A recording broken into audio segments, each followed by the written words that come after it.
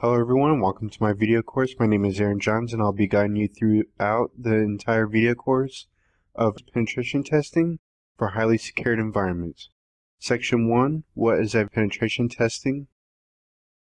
In this section we're going to take a look at what is penetration testing, the benefits of taking this video course, and the skills and education that may be required to take this course.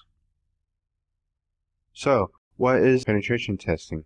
Performing assessments against known or unknown applications, systems, and networks that are fully patched and hardened with both network and software-based intrusion detection and prevention systems taken in place. This learning curve is extremely steep, but definitely rewarding at the end of the entire video course. Vulnerability assessment versus penetration testing. So what is the difference between them?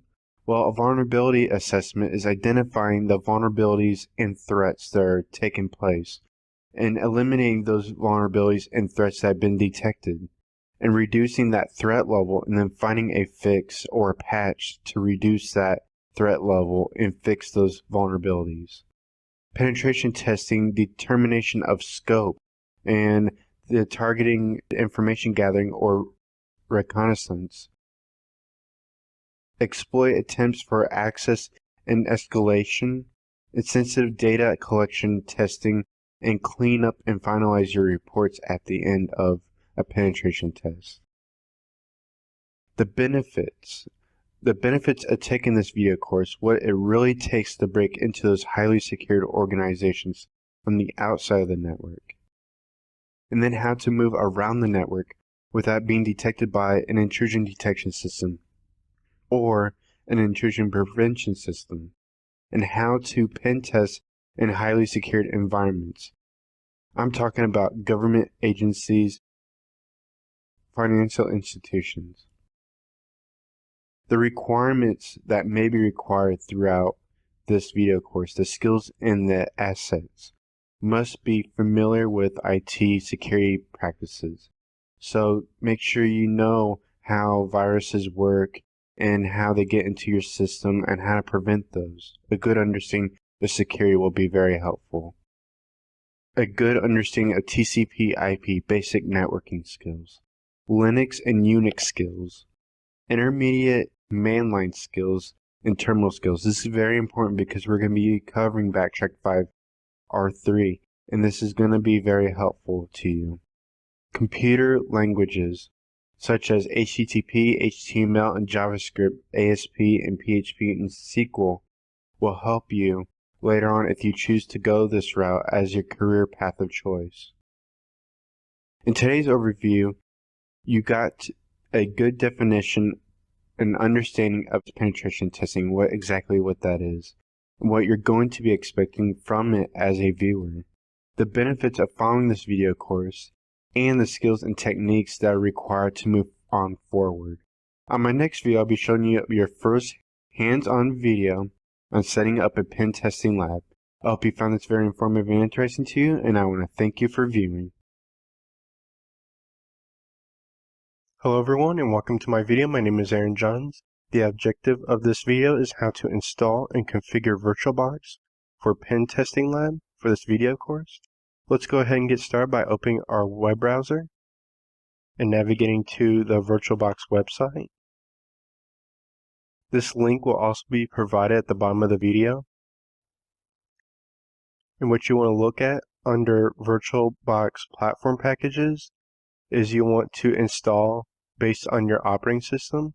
I'm running Windows 7 Professional 64-bit, so I'll be running the 4.2.12 for Windows host. This blue link right here, I will be downloading that. I've already downloaded the link, so I don't need to re-download that at all. There is an alternative to VirtualBox, and I'll be showing that to you as well. It's called VMware Player, and VMware Player is also free, so be sure to check this out as well.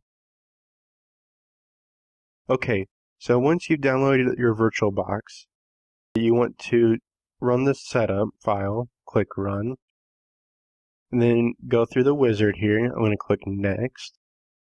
Go ahead and click Next again. Yes, I want to create a shortcut on my desktop and my launch bar. click Next. And then it says Warning Network Interfaces. VirtualBox is going to install its own network interfaces. So I'm going to say yes, proceed with the installation, and then click Install. Should be fairly quick install. Good. Now once the installation has been completed, go ahead and start this.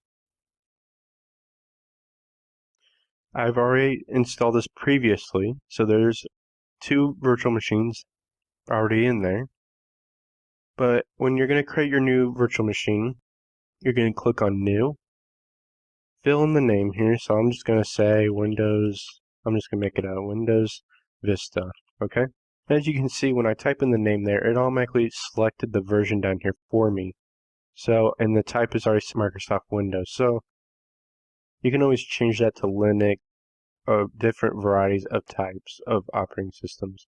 Then click Next, set your memory size. Depending on the virtual machine, it automatically gives you a recommendation on how much you should be running. Depending on your system specs, you can always increase it. I have 8 gigs of RAM, so usually I set it at 2 gigs of RAM at least.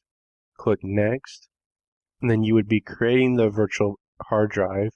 Click Create, and then I always go by the default setting, so I'm going to hit Next, and then it gives you a recommendation on the size of the hard drive, what it should be at least a minimum of. You can always increase this to whatever you would like that works best for you. Just keep in mind that you're going to be possibly installing programs and updates as well. So, and then I would just hit create, and it will create that virtual machine. So, before you even start your virtual machine, you go to Settings, and then go to Network. And this is optional, but I like to change the network adapter from NAT to bridge adapter. The reason behind this is because I like to keep my network scheme the same 192.168 address, okay? So that I'm not getting the 10 dot address and then confusing myself later down the road. So it just makes it much flexible and more easier when I run a bridge adapter. So I can work with the virtual machine anywhere on my network. On this host, this Windows 7 machine, a Mac laptop, on another Linux machine, whatever works for me. So that's the flexibility that I like with the bridge adapter. This is completely up to you, but I'll be using it through the video course. And then that should be it for the settings, so you can go ahead and click OK. And then when you click Start, it's going to ask you to browse for the ISO image or stick a disk inside, and then you would proceed through the installation like normal. Alright, so that should give you a good start for VirtualBox. On my next video, we'll be installing the latest version of Backtrack Linux. I hope you found this very informative and interesting, and I want to thank you for viewing. Hello everyone and welcome to my video. My name is Aaron Johns. The objective of this video is how to install Backtrack 5 and other operating systems inside VirtualBox. So let's go ahead and get started by opening our web browser, navigating to the Backtrack website, backtrack-linux.org, click Downloads. It's optional to register, just click Download. Drop down menu, select the latest Backtrack version, Backtrack 5R3, GNOME, and then 32-bit, ISO, direct. Click here to download. Now, there is alternatives to Backtrack Linux. You can use kalilinux.org that just recently came out. There's also Blackbuntu, and then there's also Backbox Linux as well. I will give the links at the bottom of the video so you can check each and one of those out if you like. Let's go ahead and close our web browser once we have downloaded our file to our desktop. And then I'm going to open VirtualBox. Select New. Give it a name. Select your type, Linux. Based off Ubuntu, click Next. I'm going to select 2 gigs of RAM for my virtual machine, depending on how much RAM in your system specs. It may vary. Create a virtual disk drive now. Click Create.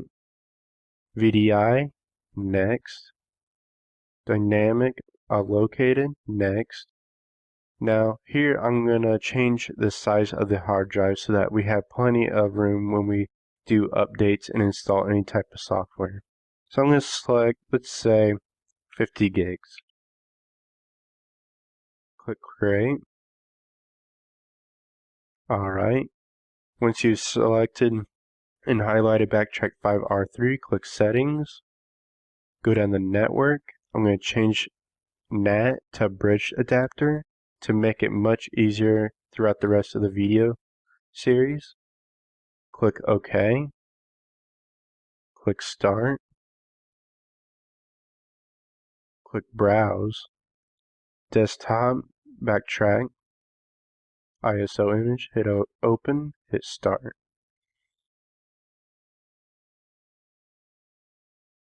Press Enter. Press Enter.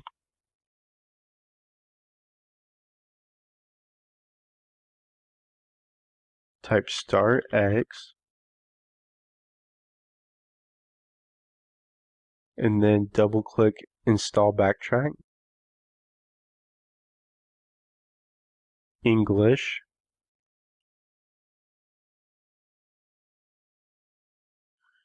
Select your time zone. Select your keyboard layout.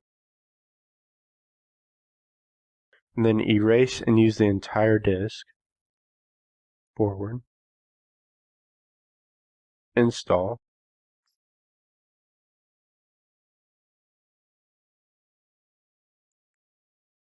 Now, through the rest of the video course, it might be a good idea right now while Backtrack's installing is to install your other machines as well that you will be testing with. Windows 7, Windows XP, a Ubuntu server, and what we'll do on our next video, Metasploitable.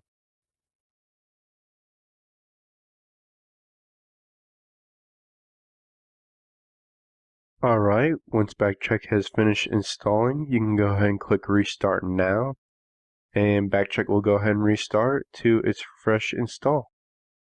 On my next video, we'll be installing Metasploit and other operating systems as well. I hope this was very informative and interesting to you, and I want to thank you for viewing. Hello everyone, welcome to my video. My name is Aaron Johns, and I'll be teaching you how to install Metasploitable. Go ahead and visit the URL link at the bottom of the video to download Metasploitable. Just click the green download button. There is an alternative to Metasploitable that's called Web Security Dojo, and I'll provide the web link for that as well to download that. Once you download Metasploitable, you'll need to open your VirtualBox. Make sure you extracted all the files by right-clicking on the .zip, extract files using WinZip or WinRAR. You should get another folder with all the files in there. Okay? Most importantly, .vmdk. And then open your VirtualBox. And then click New, Metasploitable. Click Type, Linux, Ubuntu, Next, Next. Existing hard drive, click Browse. Browse for the Metasploitable.vmdk. Click Open. Click Create. Settings, Network, NAT to bridged, so it can talk to the other devices on the network. Click Start.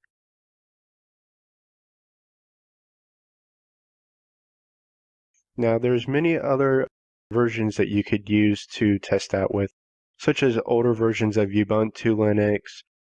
You can also add FreeBSD Linux, or FreeBSD Unix, sorry about that. And then you can also add let's go ahead and log in here, MSF admin as the password. Alright, and there you go, there's Metasploitable. You don't have to log in, of course, I'm just showing you that, we're inside the machine here. So you can leave this minimized and you can test that machine out with using Backtrack or Kali Linux. So now I already have installed Backtrack, Kali Linux, a Ubuntu server that's fully patched. 12.04 is now 12.10. Windows 7, I'm going to be installing Windows XP, and a FreeBSD as well. And then you also should probably take a look at Vieta. So Vieta is a router/firewall security software, and I'll provide the link at the bottom of the video for that as well, so you can install that and mess around with that as well. In my next video, I will be configuring and setting up Backtrack 5R3. I hope you found this very informative and interesting to you, and I want to thank you for viewing. Hello everyone and welcome to my video. My name is Aaron Johns and I'll be teaching you on how to set up Backtrack 5R3. First thing you'll want to do is open your VirtualBox, and then you'll want to double click or select Backtrack 5R3 and click Start. Backtrack will go ahead and boot.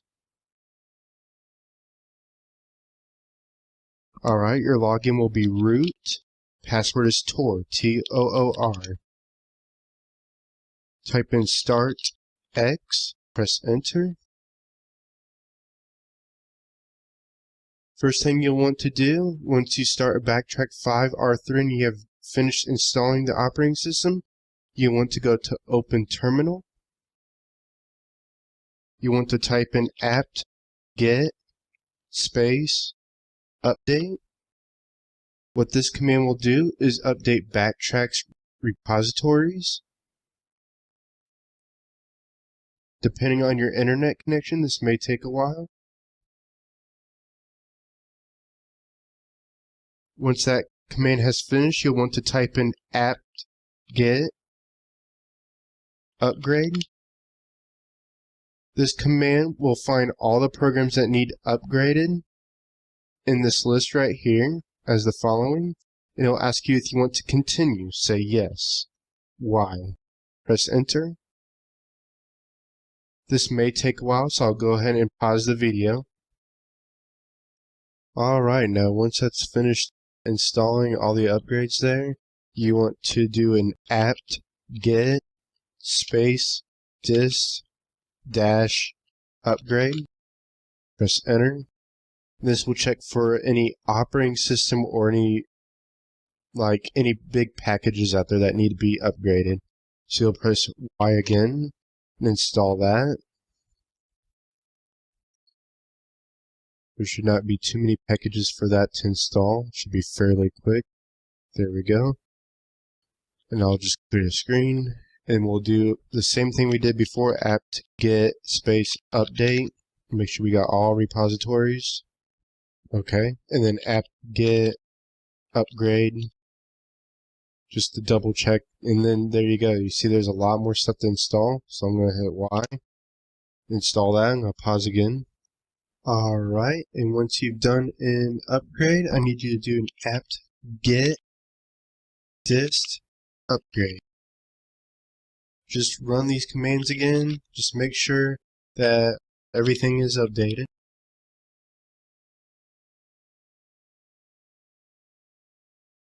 Fantastic. Okay, and then once you've done all this, you're going to need to update the Metasploit. And how to do that is by just doing mf console. Then once you've got the Metasploit pop up, you can do it msf update from in there. It may take a while depending on your internet connection. Alright, now once you've finished doing the upgrade there with the MS update, you should be all good to go. Congratulations guys, you've finished section 1, Introduction to Advanced Penetration Testing. You should know what advanced penetration testing is and how it works, and how to set up a basic penetration testing lab throughout the video course. In section 2, you'll be learning what footprinting is and how it works. You'll also learn how to use programs like NSLOOKUP, dig, tracer, and Parava Multi-Ego. I hope this was very informative and interesting to you, and I just wanted to thank you for viewing.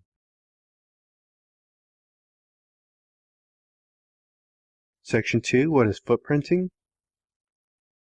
In this section, we're going to be taking a look at what is footprinting, the methods of footprinting, the tools we'll be using in section 2, and the resource links.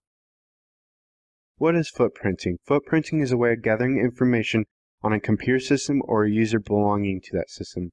That's pretty much what footprinting is, and the reason why you should be footprinting is because you're going to need to know how to identify or find out those operating systems that are running on a network, running services, ports, applications, and the patch levels and vulnerabilities as well. We'll get more deep into that later on in this section. Methods of footprinting. You're going to need to identify the operating systems, Windows, Linux, Mac, that are running, identifying running services and ports like FTP, HTTP, SSH that are running on the network, identifying applications network architecture, version and patch levels of both software and operating systems, and identifying the vulnerabilities. The tools you will be learning in Section 2 are NSLOOKUP and DIG, Tracer and Traceroute, Multi-Ego, Google Docs, and Social Engineering. NSLOOKUP is the Windows tool and DIG is the Linux tool. These tools are for finding the DNS to obtain a domain name or an IP address. Tracer is the Windows tool and Traceroute is the Linux tool. These tools are for displaying routes across the network. It sends an ICMP echo request addressed to a destination host. Multi-Ego is a program that is used to find links to people in social networks, companies, organizations, websites, domains, and even document files. Google Docs is to find documents, PDF files, and vulnerabilities. Social engineering is a skill to gain access to building systems or data by exploiting the human mind. Rather than just breaking in and using hacking tools, you can trick people into giving away their passwords or other sensitive information. Resource links. The securitytracker.com, exploitdb, exploit-db.com, PacketStorm Security, PacketStormSecurity.org, Common Vulnerability Scoring System. These links are very informative and they're going to be very useful for you in Section 2, so please take a look at those. In today's overview, you got to understand what footprinting is and why it is very important to know, the methods of footprinting, and the tools we'll be using in Section 2. On my next video, I'll be showing you how to use NSLOOKUP and DIG networking tools. I hope you found this very informative and interesting to you, and I want to thank you for viewing. Hello everyone, welcome to my video. My name is Aaron Johns. The objective of this video is how to use NSLOOKUP and DIG for footprinting or reconnaissance. First of all, what is NSLOOKUP and DIG? NSLOOKUP and DIG are network utilities built in command prompt or Linux terminal shell. These network utilities resolve DNS to IP address queries that have been configured in the network settings. From a security point of view, DNS can be exploited to where you can find organizations, public and private servers, services, and IP addresses. Some DNS servers will give information regarding to domains, mail servers, and DNS servers without authorization. We can resolve these domain names and DNS servers and mail servers to IP addresses using tools. These make great tools for information gathering. Let's go ahead and start by using NSLOOKUP. What you want to do is open command prompt by going to start and then searching for CMD, or in earlier versions of Windows, go to start and then run and then type CMD and press enter. In the command prompt, type NSLOOKUP, and as you can see, it gave my router IP name, the address of my router, my local IP address, 192.168.1.1. Now, let's say we want to find out the DNS to IP address with a website, such as google.com. Let's find out what the IP address for that is. As you can see, it gives me a list of IP addresses. So if we go to our web browser to resolve this, we just type in a different website name, and then we type in an IP address from the list. And as you can see, it resolved Google just fine. Now, let's say we want to find out how many mail servers Google has. To do this, let's type set type equals mx, press enter, google.com. And as you can see, there's 5 mail servers, and it also listed the name servers, which I was going to show you next. Since I already showed that in this output, I won't be typing that, but if you were to find just the name servers, and it will give you a shorter answer, just type set type equals ns, and do the same, google.com, press enter. Alright, so let's go ahead and exit out of NSLookup, and go to our Linux side for dig. I already have Backtrack booted up with the terminal running. So to get started, dig does just about the same thing as NSLookup, but it runs off Linux, so why should we use it? Dig can show us an entire DNS response message, which can be extremely useful when trying to figure out DNS issues. So to get started, let's type dig tech h for help and a list of options, and it will give us a list of options that we can use through dig.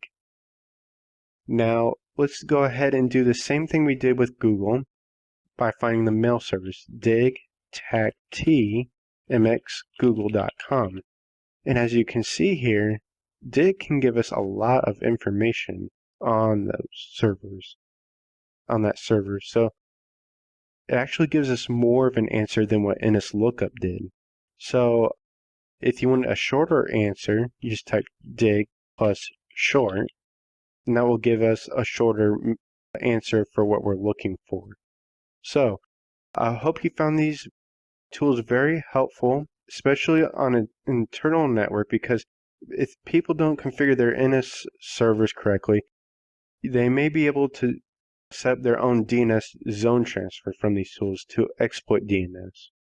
On my next video, I'll be showing you how to use tracert and traceroute in Windows and Linux. I hope you found this very informative and interesting to you, and I want to thank you for viewing. Hello everyone, welcome to my video. My name is Aaron Johns. The objective of this video is how to use tracert and traceroute. Let's go ahead and start with tracert in Windows. Tracert is a command line tool built in Windows. It sends an ICMP echo request to each hop. A hop is identified as a router or a gateway until it reaches the destination address. It can help visualize the path traffic takes between your computer and a web server. In a security point of view, a hacker can determine how many hops a router is from the sender. Let's go ahead and open our command prompt and type tracert to give us a list of commands and options that we can use with tracert. In this example, I'm going to be using tracert with google.com. So let's go ahead and do that. Tracert space google.com. Press enter. Alright, trace has been completed. It then lists all these different routers or gateways that your computer takes to reach to Google, as you can see in the list. What if we want the output to be in a text file, for an example, so that we can view this later on? Well, you go ahead and type in tracert space google.com space > space text file.txt. Press enter. Alright, that command had finished here. And as you can see in the working directory that I'm at, there's text file.txt. I can open it and I can review the results anytime I'd like because it's saved to my hard drive.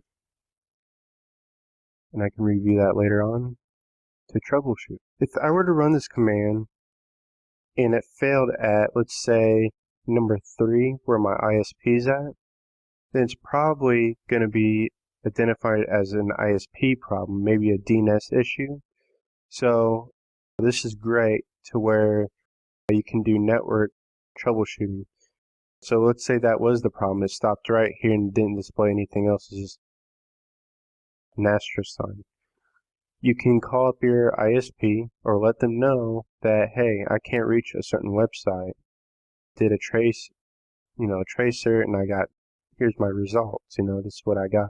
Then they could use that to solve that problem or that issue that's happening at their ISP, or your ISP can check it out for themselves. If you get an asterisk or a wildcard sign, you've encountered a firewall or an ICMP filtered router. The router or a filter stops the networking tool from discovering internal hosts on the network. As a security point of view, all the hacker has to do is use a brute forcing or cracking techniques for bypassing those firewalls. Let's go ahead and switch to Linux real quick so we can start with traceroute. You go ahead and open your terminal, and then traceroute is a command line developed for Unix computers. It shows a list of routers that pass through from your computer to the destination like a website, just like what tracert did. You can use this tool to troubleshoot for when websites are unreachable or slow to respond. Traceroute gives detailed information about the connectivity of the computer to the website. So let's go ahead and run a traceroute to yahoo.com this time. And as you can see, kind of messy here, but it can display a lot of information in here to where if you're a really powerful Linux user, you could use grep to grep this information out and only grab the information that you really need or what you really want. So this could be very powerful just depending on how you use tracer as the commands or your usage. On my next video, I'll be showing you how to use multi-ego from Backtrack to gather more information on your target. I hope this was very informative and interesting to you, and I want to thank you for viewing. Hello everyone, welcome to my video. My name is Aaron Johns. The objective of this video is how to use multi-ego in Backtrack 5R3. Multi-ego is an open source intelligence forensics tool. It offers advanced mining capabilities and information gathering that some tools may not be able to find. Let's go ahead and get started by opening our VirtualBox and booting Backtrack 5R3 by logging in as root tor. And then let's go to Applications menu, Backtrack, Information Gathering, Web Application Analysis, Open Source Analysis, and then multi-ego. Now, first time you run multi-ego, there's going to be a setup wizard. Just put in your name, your email address, a password, put in the code that it wants you to put in, and then this will come up, okay? Because we're not going to download any types of transformations. We're just going to get the updates that multi-ego comes with because this is the free version of multi-ego, the community edition. So once this comes up here, go ahead and I'm just going to hit cancel here because that's not what I want to do. I want to create a new transformation by clicking the piece of paper up there with the plus sign on it. On the side here, under infrastructure, click that. It'll drop down as a menu. Drag domain over. Okay. And we're going to do our test here on, this demonstration on google.com again here. Just to make simplicity here, just something really quick. So, right click Google, and then let's run the transformation for, let's see here. Let's just do DNS to name mail server. Okay, so here's Google's mail servers, 5 of them. And I believe we went over this before with the tracer. It did the NS lookup, sorry about that. And it showed 5. Excellent. So we know that there is 5 Google servers, mail servers. Now what we can do here is we can resolve the IP address from the DNS. So here we can find the IP address of that mail server. So here's that IP address here. Alright. And then we can use that IP address to get a net block. And a net block is a range of IP addresses associated to that IP address.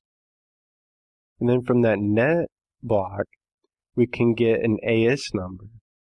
An AS number is a collection of connected internet protocols. That's what an ASN number is. So now let's go ahead and try some other features here. Let's try going to another one, and let's say we want to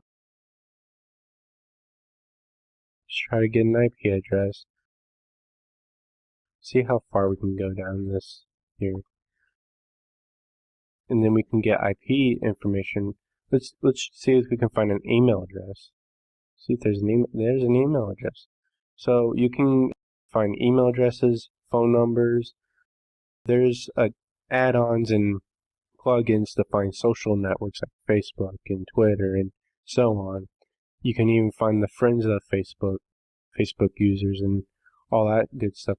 But I think that stuff is a paid feature. I haven't really gotten into a lot of Ego to know exactly if that's a paid version or a free version to use. I know Ego has 12 results to use in the Community Edition. So, as you can see, the output is displayed at the bottom of the screen actually. So everything you do while you're doing your transformations, you can see all the output being displayed at the bottom. Very helpful, especially if you get to the parts to where you can right click and do an Nmap scan on the fly. So an Nmap scan will display the open ports at the bottom of the output down here as well. So very helpful, very useful tool. Now, on my next video, I'll be showing you how to use Google Docs in social engineering. I hope you found this very informative and interesting. Now I want to thank you for viewing. Hello everyone, welcome to my video. My name is Aaron Johns and I'll be teaching you how to use Google Docs and social engineering. Okay, first of all, Google Docs is a website. So let's go open our web browser and you'll want to navigate to www.exploit-db.com/Google Now, Google Docs is a hacking database. Contains a lot of information about users, businesses, organizations that are revealed by Google. And how it basically works is that there's a string or a code used to tell Google and the search engine what you're really looking for. And if it's used the wrong way, you can easily find usernames, passwords, emails, credit card numbers, printers, webcams, vulnerabilities. You get the idea. And then much more of a list. So, just to give you an idea, I'm already at Google Docs here, as you can see. I'm going to scroll down here and I'm going to go check out some online device, okay? See if there's a printer or something like that. Alright, and then once that's loaded, you'll see a list here, what to choose from. Here's a DDWRT. Let's go ahead and see if we can find a router here. Now, if you're not familiar with DDWRT, it's an open source firmware, custom firmware on the router. So as you can see, I just right-click, made a new tab, and it already has in the code right here, or the string text, what to look for. So as you can see, you can find a lot of IP addresses and people that are open to the outside network, to the internet. So let's go ahead and just see if we can go into one here just to give you an idea of what to expect with Google Docs.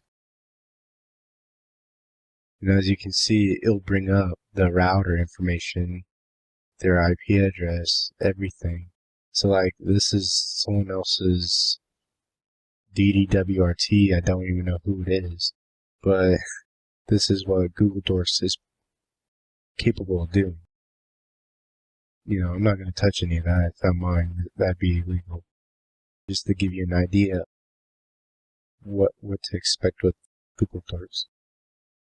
To move on, let's go onto social engineering. So what social engineering is, art manipulating the human mind, similar to like a trick or even like fraud that you see from people calling in or to your house or even coming to your front doorstep and selling stuff, you know, something like that, or fraud. Sole purpose is for information gathering, whether it's fraud or computer system access. In most cases, the attacker or the social engineer never meets with the person. So I'll just give you an idea. You meet someone online, or they tell you to go to a website, and they give you one of those short link URLs.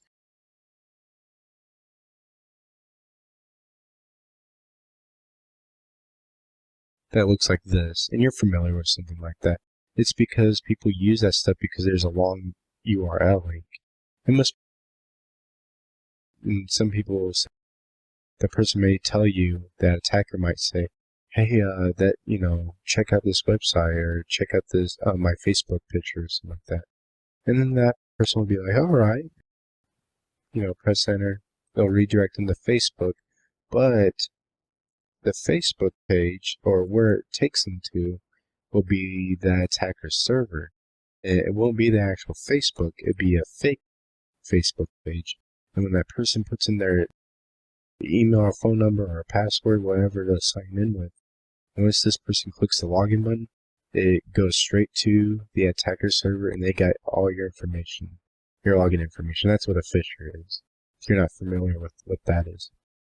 Another example would be using tech support. So like if they called in tech support and they, impersonate as someone else and say, hey, I'm so-and-so, I need my password changed or something like that. And then the person at tech support, you want to make sure you get a security background check and make sure that's the right person. That person could easily fake their phone number or whatever to pose as that person and get a password recovery no problem at all. This is the end of section 2 actually. So what we'll be moving on to is section 3, enumeration, getting to know your actual target. So I want you to stay tuned till section 3. I hope this was very informative and interesting to you. Section 3, what is enumeration? In this section, we're going to take a look at what is enumeration, the methods of enumeration, and the tools we'll be using in section 3. What is enumeration? Enumeration is a way of retrieving usernames, system information, shares, and services running on a network. Before we can gain unauthorized access to a network, we need to know the topology of the network. Every piece of information we obtain from the target network adds a piece to the puzzle. Methods of enumeration. Determine domain names, IP address ranges, identify target network host names and IP address mapping, and discover IP addresses that are up and down. The tools we'll be using in section 3 are Nmap and Zenmap, SNMP enum, SNMP walk, and netcat. Let's start with Nmap and Zenmap. Nmap is a free open source utility used for network discovery and security auditing. Many systems and network administrators find this very useful for managing service upgrades and monitoring network hosts and service uptimes. Zenmap is a graphical user interface version of Nmap. SNMP enum is a small Perl script that is used to enumerate its target SNMP device to get more information about its internal system network. It can retrieve system users, hardware information, running services, installed software, uptime, shared folders, disk drives, IP addresses, network interfaces, and many other useful information based on SNMP protocol. SNMP walk allows you to gather more information on SNMP from a host or network.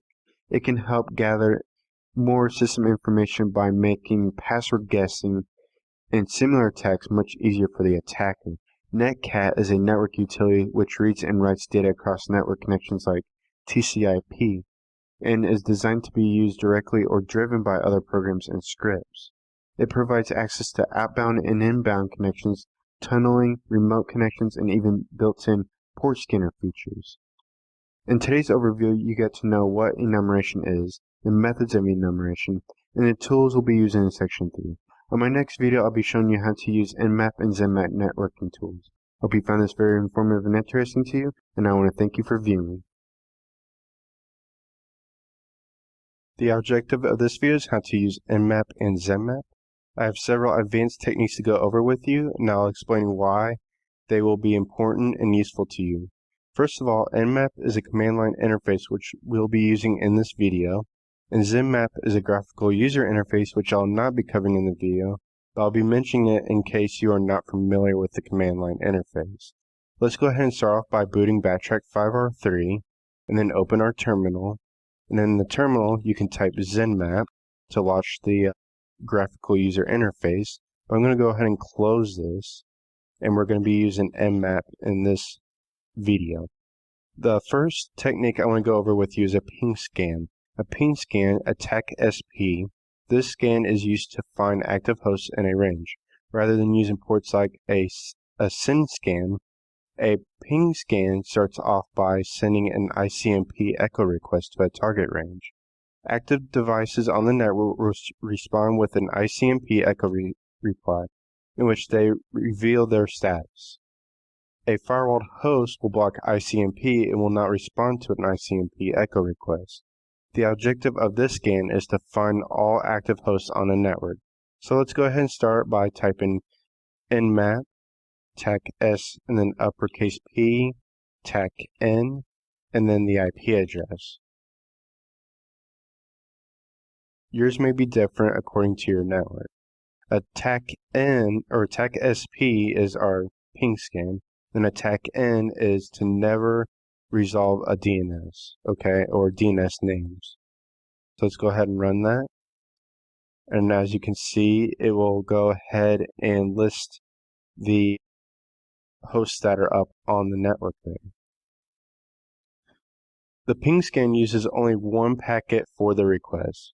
You may get one packet in response, thus making it much faster, or probably one of the fastest Nmap scans of all types, with the lowest footprint as well.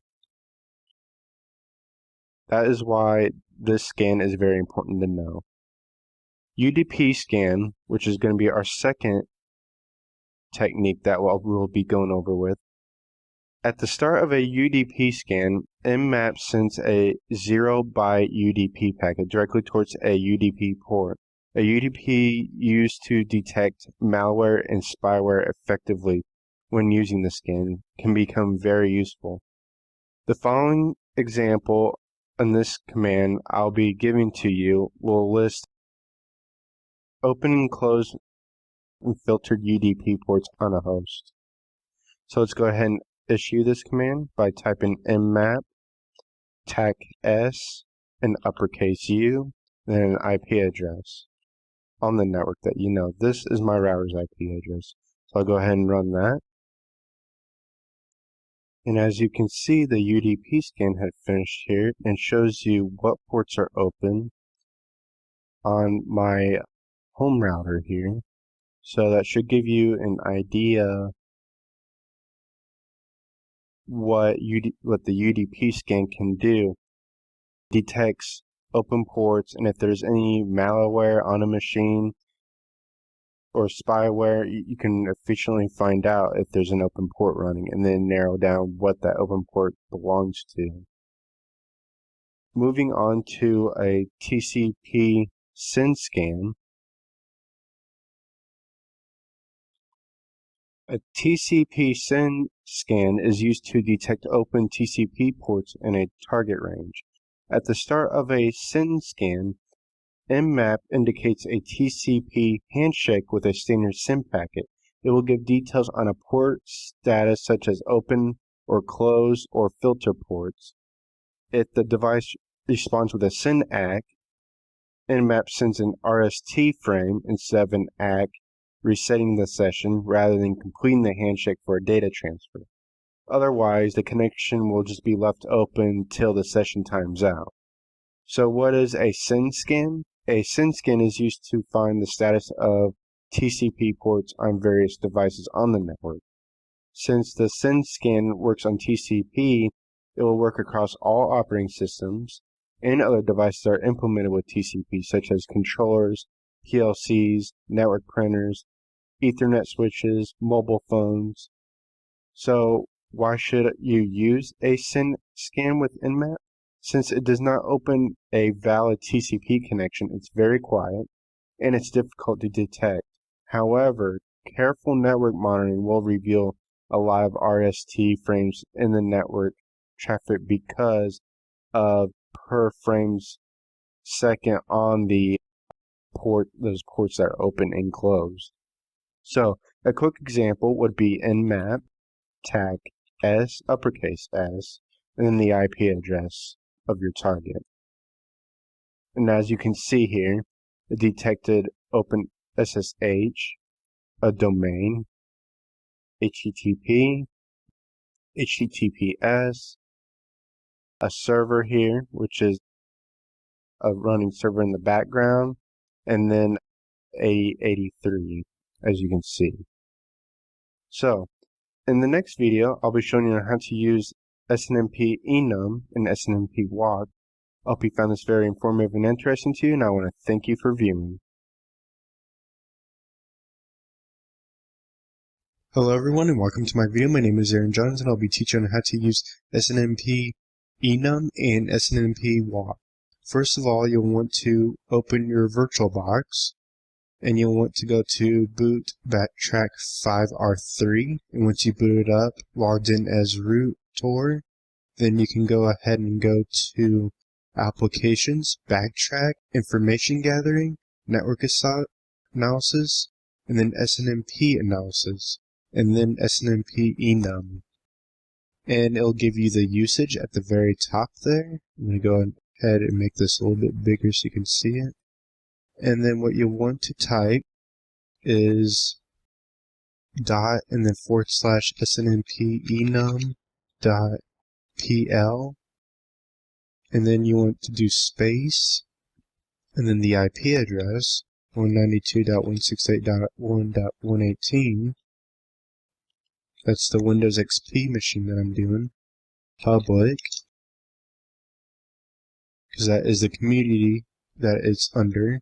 And the configuration file, which will be windows.txt, because that's the file that's already inside there. And then you'll want to press enter. And once you press enter, if you look up here, it gives me a bunch of information.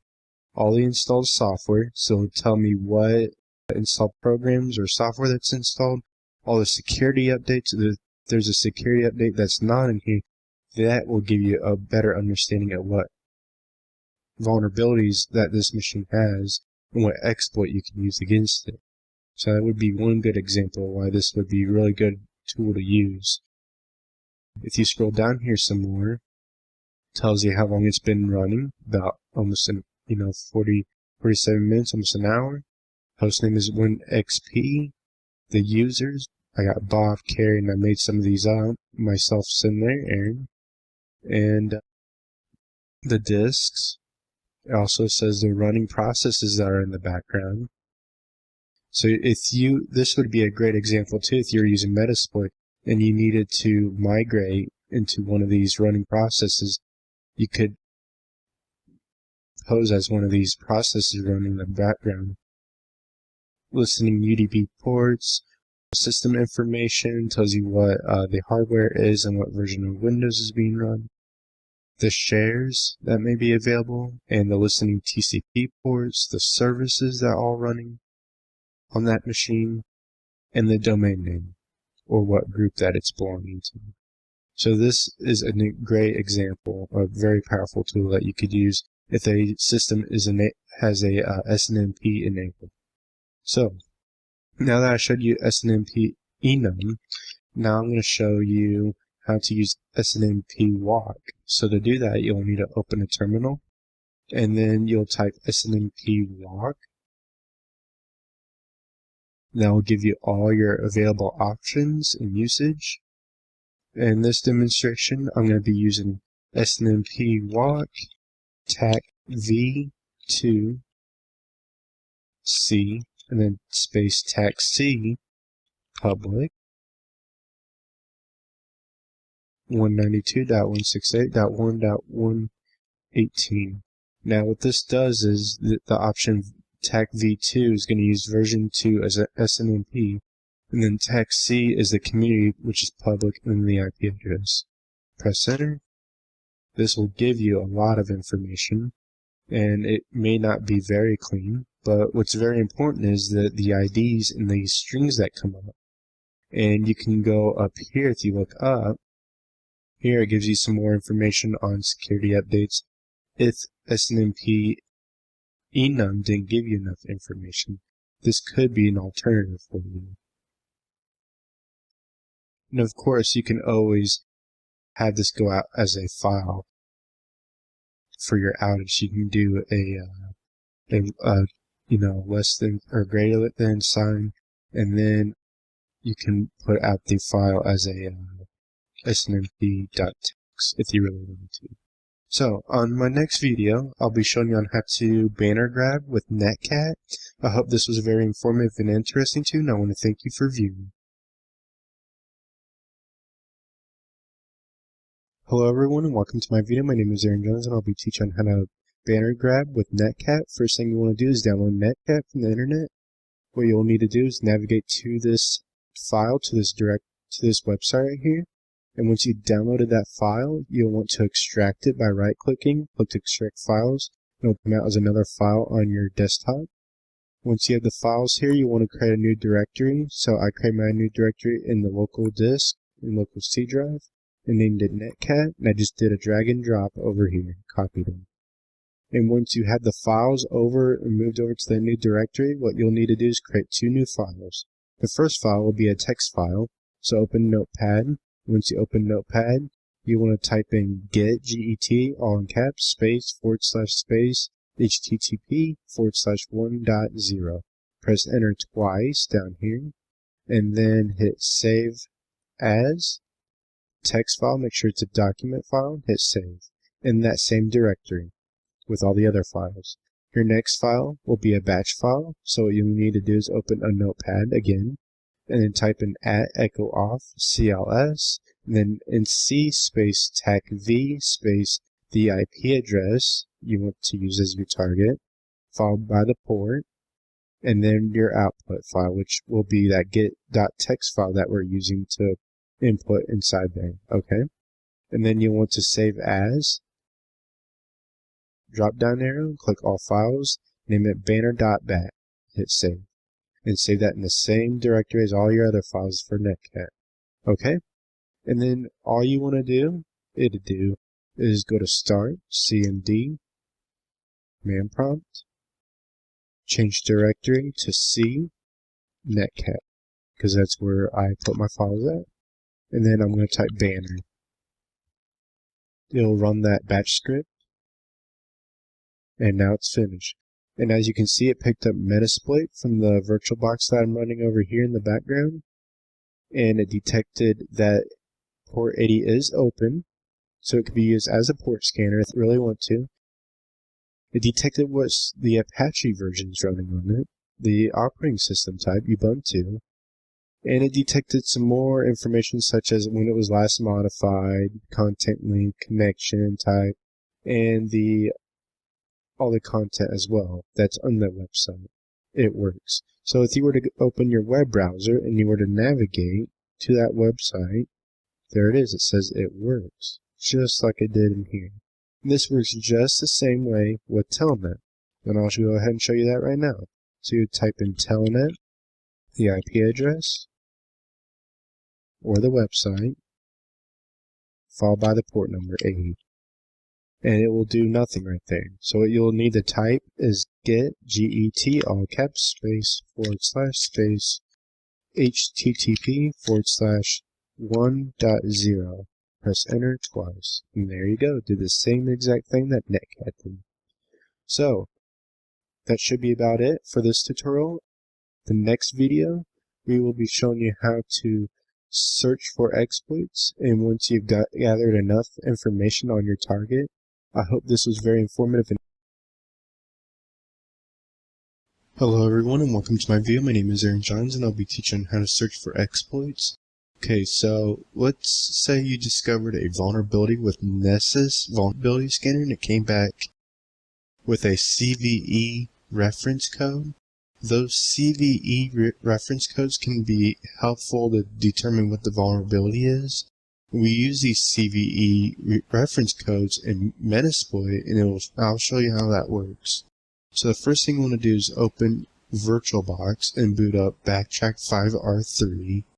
Okay, and you want to make sure you have a CVE reference code, and I'll show you what I mean by that. Okay, so I'll open a terminal, and I want to go to the Metasploit framework, so MSF console. Wait for that to load. Alright, once Metasploit console is fully operational, you'll want to use the search command, so type search, and then you can use your 4 last digits of the CVE service code. So in this case, my service code says CVE 2013 0422. Okay, let's see if that actually finds that. It may or may not. And what do you know? It did actually. That's good. So if you do a search CVE, the rest of your reference number, it will may pop up matching a module in here. Okay, so in this case, there was a Java exploit recently, a remote like a flaw earlier in Java, and this is the recent one that they just had recently. So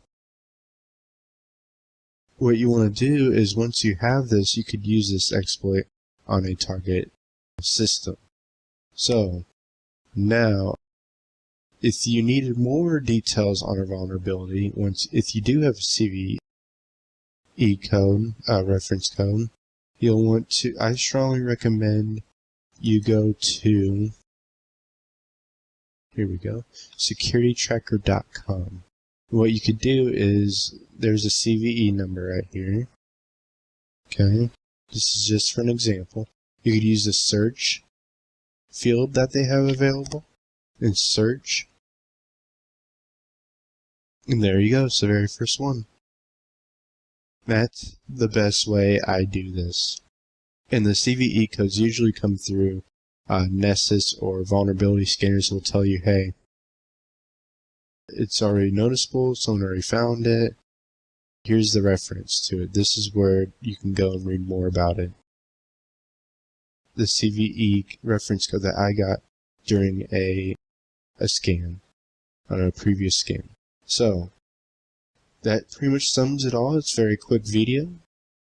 This is the end of section 3 in the video course. In section 4, we'll be going over what exploitation is and how that works. And then you'll learn how to use Nessus vulnerability scanner in the Metasploit framework. I hope this was very informative to you and interesting to you. I want to thank you for viewing. Section 4, what is exploitation? In this section, we're going to be taking a look at what is exploitation, the methods of exploitation, and the tools that will be covered in Section 4. What is exploitation? Before we cover that, let's go over what is an exploit. An exploit is a piece of software or a sequence of commands that take advantage of a bug, glitch, or vulnerability in order to cause unintended or unanticipated behavior to occur on a computer, software, hardware, or something electronic, such as gaining full system access to a computer without authorization. So, what is exploitation? Exploitation is the ability to influence a person or computer to do something because you have more power or knowledge than they do. For example, you may have heard your parents tell you if you don't clean your room, you can't see your friends today. In that case, as seeing your friends really does matter to you, you will probably clean your room. You're basically taking advantage of someone or something. Same goes for computers. If you were to exploit a system or device, then you're making the computer do something else, such as getting full system privileges, instead of what it's really designed to do in the first place. Methods of exploitation. The type of vulnerabilities, whether it needs to be run on a system locally or remotely, and the results of running a denial of service attack, spoofing, or social engineering, etc. The tools we'll be covering in Section 4 are Nessus Vulnerability Scanner, Metasploit Framework, Social Engineering Toolkit, but what we'll not be covering over is Armitage, Aircrack, Beef SSS, Framework, SQL Ninja. Now, let's go ahead and start off with Nessus Vulnerability Scanner. Nessus Vulnerability Scanner is a free charge for personal use. Its goal is to detect potential vulnerabilities that are a threat to systems and networks. It can detect misconfigurations, default passwords, denial of service attacks that are using mangled packets. Metasploit Framework is a database of exploits. The tool is designed for developing and executing code against remote target machines. It allows you to choose an exploit code, a payload code, encode the payload, and then execute that exploit. The Social Engineering Toolkit is an open source Python-driven tool that aims at penetration testers around social engineering. Armitage is a scriptable team collaboration tool for Metasploit. It visualizes targets, recommends exploits, and exposes advanced exploitation features in the framework. If you work in penetration testing teams, you can share the same session hosts and capture data and downloaded files. You can communicate through a shared event log and run bots to automate the tasks for you. Aircrack is a network suite designed to crack web WPA keys. Unfortunately, the Aircrack project was shut down by the creator. Beef XSS framework is a browser exploit framework and is a very powerful professional security tool. It focuses on leveraging browser vulnerabilities to assess the security posture of a target. SQL Ninja is a tool designed to exploit SQL injection vulnerabilities on a web application that runs Microsoft SQL Server as its backend. Its main goal is to provide a remote access on the vulnerability database server. Penetration testers can help automate the process of taking over a database server when an SQL injection vulnerability has been discovered. In today's overview, you got to understand what an exploitation is, the methods of exploitation, and the tools we'll be covering in Section 4. On my next video, I'll be installing Nessus Vulnerability Scanner in Backtrack 5R3. Hope you found this very informative and interesting to you, and I want to thank you for viewing. Hello everyone and welcome to my video. My name is Aaron Johns and I'll be teaching you how to install Nessus Vulnerability Scanner. First thing you'll want to do is open your web browser and navigate to this web page right here, as you can see in the URL. And then you'll want to scroll down on the right hand side, fill in your first name, your last name, and your email.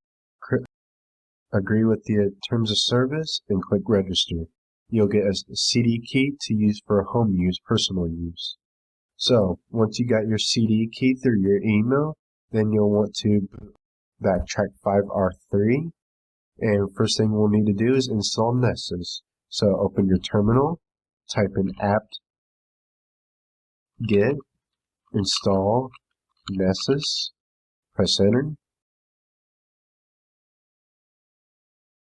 May take a while, I'm going to pause. Alright, the installation has been finished.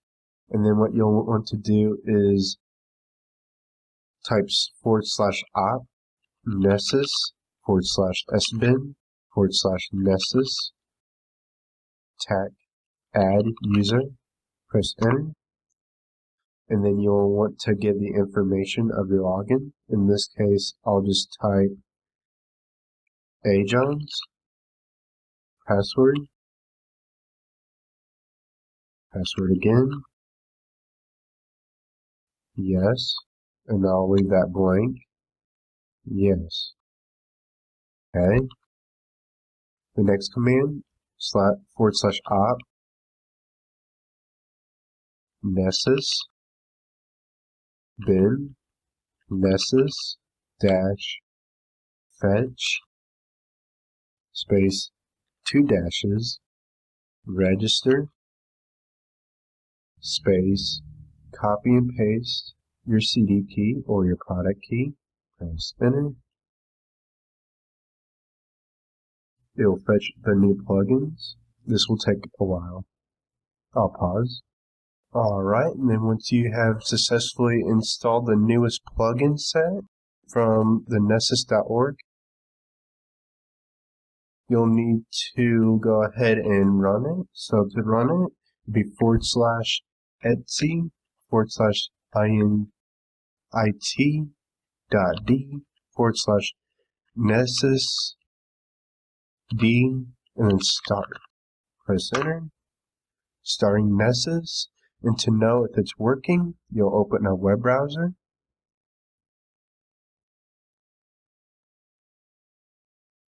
Alright, Firefox here.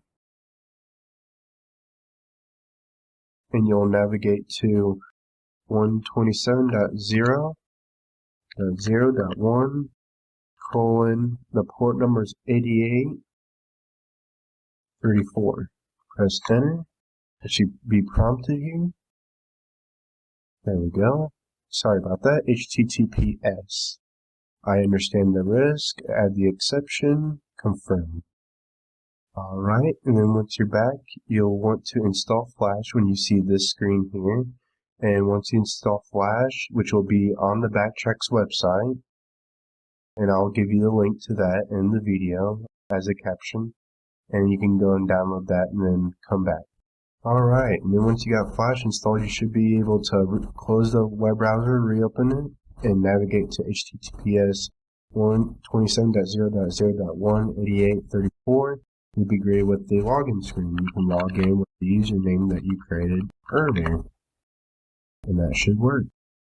There you go. Alright guys, I believe that's it. On my next video, we'll be going over using Nessus Vulnerability Scanner in part 1. So we'll actually be getting some hands-on on what to do. I hope this was very informative and interesting to you.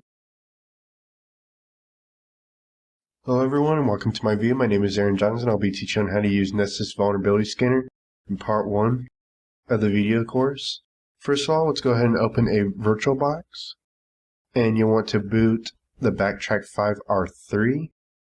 And what you'll also want to do is make sure you have another virtual machine, or you can even test it on your own machine, your own host if you like to. I have a Windows XP Service Pack 3 running in the background here with a local IP address of 1.118. So we'll be using that as our target with the Nessus scanner. So what you want to do first is start Nessus by opening a terminal and typing /etc/init.d/nessusd and start. I have already started this, but go ahead and press enter and that will start Nessus. Open a Firefox web browser. Navigate to https://127.0.0.1:8834, that is your local, and then port 8834 is Nessus. Log in with your credentials that you created in the previous video. You'll be greeted with a home feed welcome page. Hit OK. I've already made a scan earlier, which I'll go ahead and show you that later on, but to do a scan, select Scans, click Add, give it a name, type is Run Now. You can have it scheduled at a certain time or day. You can even put a template if you want, but we're going to do Run Now, Policy, Internal Network Scan, Scan Targets. You can put more than one IP address in here, but in my case I put 192.168.1.118, and then I just hit Launch Scan. But I've already did my launch scan. And depending on your computer speed and your network speed, this may take a while. But I've already did a scan, so I'm going to go to Reports. Once your scan has finished, it'll come up in Reports and says Completed. Double click to select it. And as you can see, we have 1 high, 2 medium, 33 low priorities. And there's 12 open ports in Windows XP Service Pack 3. So let's go ahead and open that. Here are all the given ports here that are open on that box. You can download reports, you can show filters, you can reset filters if you like. You can here. And the high one, you can select under high. And the high one's a UDP SNMP, because SNMP, I showed you in the previous section, SNMP enum can gather more information on the target as users in system information, hardware information. So that's very good to make sure you disable SNMP, because by default, Windows XP has that enabled. But this will give you a run-up how to use this. Just navigate and it'll even tell you information about that exploit and that vulnerability. It tells you it's a high, it gives you the base score, and tells you why it's bad. gives you an SVE number. This is really good because then you could look up the SVE in Metasploit, which we'll may be going over later on in the future. But it tells you the description and what it can do, and an attacker may use this information to gain more knowledge about the remote host, which is true. So, that will just give you a good understanding. This should be pretty basic. We will be going over how to use these vulnerabilities that are coming in Nessus, and in the part 2 when that comes up in section 6, I believe. On my next video, I'll be showing you on how to install Metasploit framework and updating the framework. I hope this was very informative and interesting to you, and I want to thank you for viewing. Hello everyone and welcome to my video. My name is Aaron Johns and I'll be teaching how to install and update Metasploit framework. First off, let's go ahead and install Metasploit by opening your web browser and navigating to metasploit.com/download. And if you're using Windows, you'll want to select Windows, of course. But if you're using Linux, depending on the operating system, you'll choose on 32 or 64-bit depending on your system specs. Now, we won't be downloading the Linux version because we already got it in Backtrack 5 pre-installed. If you are using Windows, go ahead and download that. I'm going to minimize the web browser, and then once you follow the instructions and you got it installed on Windows, you can follow along with me, or you can look up in the manual on the web page and it'll teach you the commands to use in Windows. Should be the same. But what we're going to do is I'm going to open up the Backtrack version. So open up your VirtualBox and boot up Backtrack 5R3 for me. And then what you'll want to do is open a terminal. First thing you'll want to do every time you want to do or run a Metasploit framework, first thing you want to do is update it by typing msf update. Press enter. Depending on your internet connection, it may take a while if you've not done an update in a while. As it says right there, it says already up to date. And then after you have ran msf update, you want to type in msf console. Depending on your system specs that you've given in VirtualBox, it may take a while to boot up the msf console.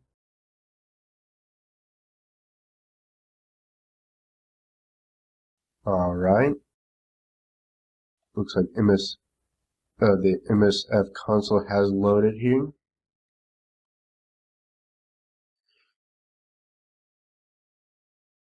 First time using this, you could use the search command to look for exploits and payloads, anything that you like. Use the show options command to give you some ideas of what you can use for commands. But I will not be going over that, just the installation and updates.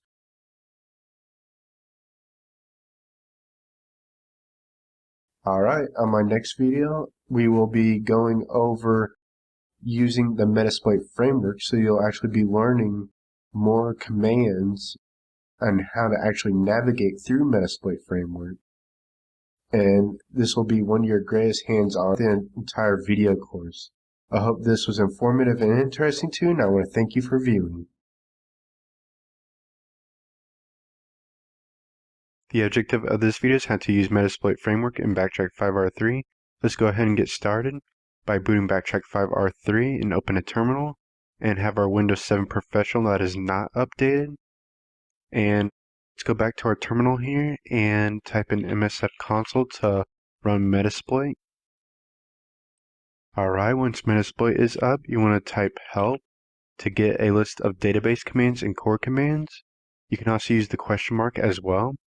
And then the first vulnerability I'll be showing to you is the MS-1046. This vulnerability could allow remote code execution if the icon of a crafted shortcut is displayed. In Metasploit, let's type search lnk. What the search command does is look for exploits for you. So in this case, I'll be selecting the very first one that is being displayed. Copy, use, and then paste that. And then what you want to do is set the payload. You can use tab to do auto-completion when you're typing.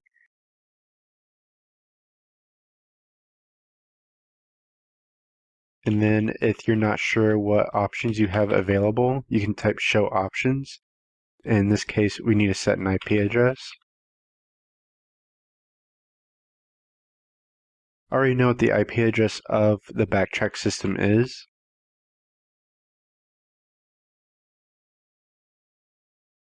Then just type exploit to launch the exploit. Alright, our server has started here. So I'll be copying this. Going to the Windows side, the victim, opening Internet Explorer.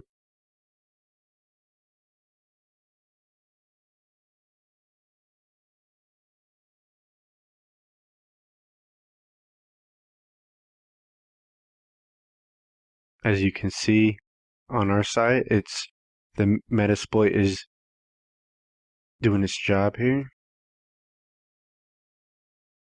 Alright, on the Windows side here, it's going to ask you for a prompt. In this case, if the user isn't familiar with this, they most likely will say allow. And after that, as you can see, this will pop up on their screen. They will most likely close it out. And over here on the Backtrack side, we have Meterper. So to get to the session, just type sessions, tag I1, and then we're inside Meterper where we can get the system information, view a webcam, download and upload files, keylog passwords, set up a backdoor, etc. So now once we've done that, we can move on to the next vulnerability. To fix that vulnerability, just download the latest updates from Microsoft. So at this point, let's say sometimes we come across a system where you want to or need to gain system access, but there's no exploit or vulnerability available. So what do? We need to use executable payloads. This is possible with the use of multi and handler exploit module. So to do this, I'm going to close out of the non-patched Windows 7 system and then open and boot the fully patched Windows 7 Service Pack 1 system.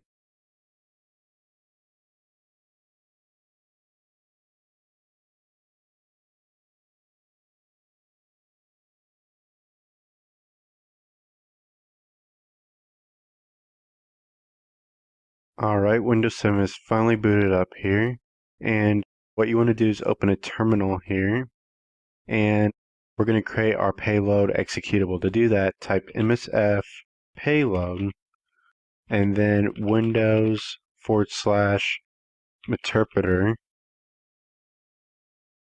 reverse underscore TCP lhost, which is going to equal the Backtrack system X, and then you want to make this an executable, and I'm just going to call it msf.exe. Should take a few seconds. Alright, and if you do an ls, msf.exe should be there, and then you want to copy that msf.exe to your var ww, which is where your Apache is. msf.exe, press enter. Alright, and then you can check to see if it's under the Apache. Good. Okay, so now what you need to do is you need to start your listener so that you can have it connect back to us, to the Backtrack system once it's been executed from the victim's machine. So we need to type msf console,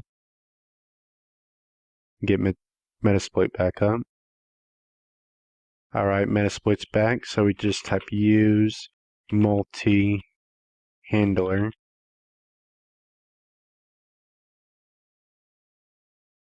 Set the payload to Windows Terper. Reverse TCP. and then set the L host to the Backtrack IP address, exploit. Alright, so now it's going to listen over here, and on our side we need to download msf.exe from the Apache that's running on Backtrack. So to do this, make sure that the Apache side is running on Backtrack by just going to Applications, Backtrack, Services, HTTPD, and then start it. Okay, it's already starting for me right now. So now we just navigate to the IP address, and then msf.exe, and it's going to ask us, would you like to download this, save it, and then run it. And once you run this, if you look over here, you get a Meterper session, and it automatically puts you into that session. So from here, I can type sys information, and it says Windows 7 in the build type, Service Pack 1. So there you have it. To protect yourself from this, always make sure you download files from trusted sources. That's the recommendation on this. That's the end of Section 4. In Section 5, you'll learn how to break into a local Windows system. Hope you found this very informative and interesting to you, and I want to thank you for viewing. Section 5, gaining physical access. In this section, we're going to be taking a look at how do hackers break into a local system, the methods of physical access, and the tools we'll be using in Section 5. How do hackers break into a local system? Alright, so I'm sure many of you came across this point many times during a pen test, where you can't get remote access into a system or network. So you ask yourself, where do I go from here? Let's go ahead and look at a few methods and examples. Methods of physical access. Password cracking or guessing. Sometimes a client or an employee will leave their passwords on a notepad or sticky notes around the office because they can't remember them. Even the trash may be able to help you grab some more information on your target. Guessing passwords can be as easy as a family name, a pet, favorite thing, first name or last name, birthdays, etc. Later in the course, I'll be showing you a demonstration of how this is done. Social engineering is probably one of the best methods. If you are really good at disguising yourself as someone else or impersonating yourself, really good at coming up some believable answers to questions, this is a great way to trick someone into thinking you're part of that system or even part of the company. CDs and flash drives can come in handy when quickly executing some exploits on hand or quickly gaining access to the system to make a backdoor to that system so you can access it to the internet later on. You'll be going over a few examples later in the course on that as well. Editing system files and replacing some system files can help gain full rights on a Windows system in just a few minutes. We're going to be going over that as a demonstration later in the course.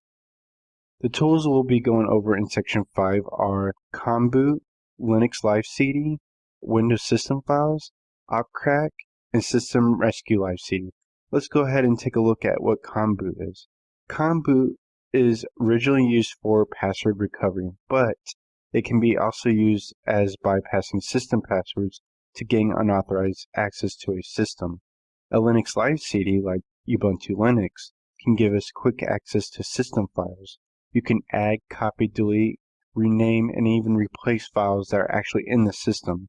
A hacker could easily copy over a malicious executable or scripts to the startup folder in Windows to gain system access when the user logs back in.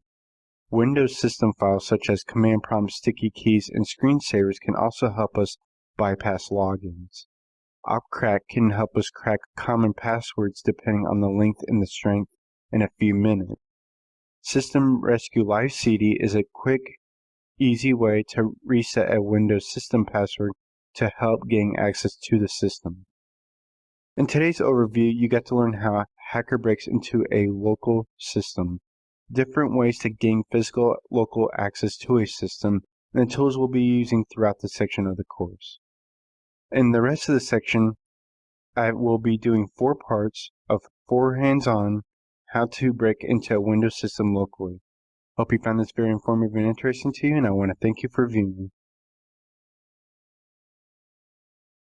The objective of this video is how to use Conboot software to bypass system logins on boot. The goal of this video is to provide a proof of concept if a hacker were to use this tool to gain unauthorized access to a system. First of all, open your web browser and navigate to the following link. Provide the link at the bottom of the video as well. Scroll to the very bottom of the website and where it says download free version, and go ahead and download the mirror number 1 with the password conboot for extraction. Now keep in mind that the free version is limited, so you can only do Windows XP to Server 2008. In this demonstration, I went ahead and purchased the full version of 2.1 so that I could support the Windows 7 Professional Service Pack 1. So once you have downloaded Conboot, you can minimize the web browser, find your ISO image and put it to your desktop, open the VirtualBox, and then go to Settings, go to Storage, add a disk by clicking the plus button, and then pointing your browsing for the ISO image, and then check the box that says Live CD DVD, click OK, then click Start. In a real world situation, you want to burn the ISO image to a blank CD and then boot from the BIOS menu on the machine, and then you'll be presented with the Conboot splash screen. Once Windows 7 here fully boots up, you'll want to press just the Enter key, or you can log in as administrator and just press Enter. And you'll have full administrator rights to the system.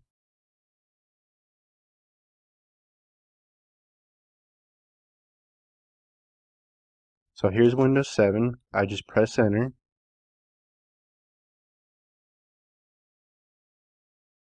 And I have full access. Now the concept here is if a hacker were to use Conboot, they could create additional administrator accounts and install malicious software.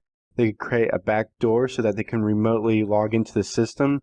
They can also install keyloggers so they can record keystrokes that the user has done on the machine.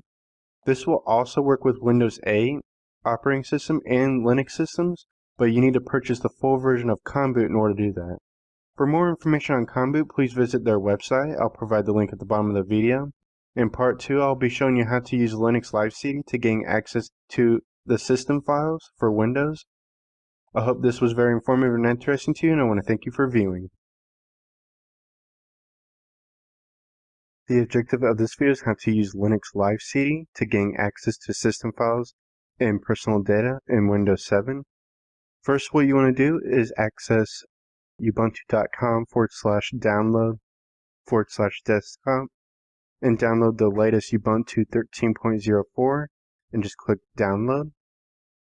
I have Ubuntu 12.10 and I'll be using that, which will work just as good.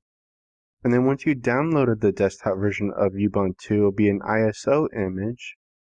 You'll want to get the image and you'll want to go to Settings for the VirtualBox, and you'll want to go to Storage and then add that ISO image like we did in a previous video.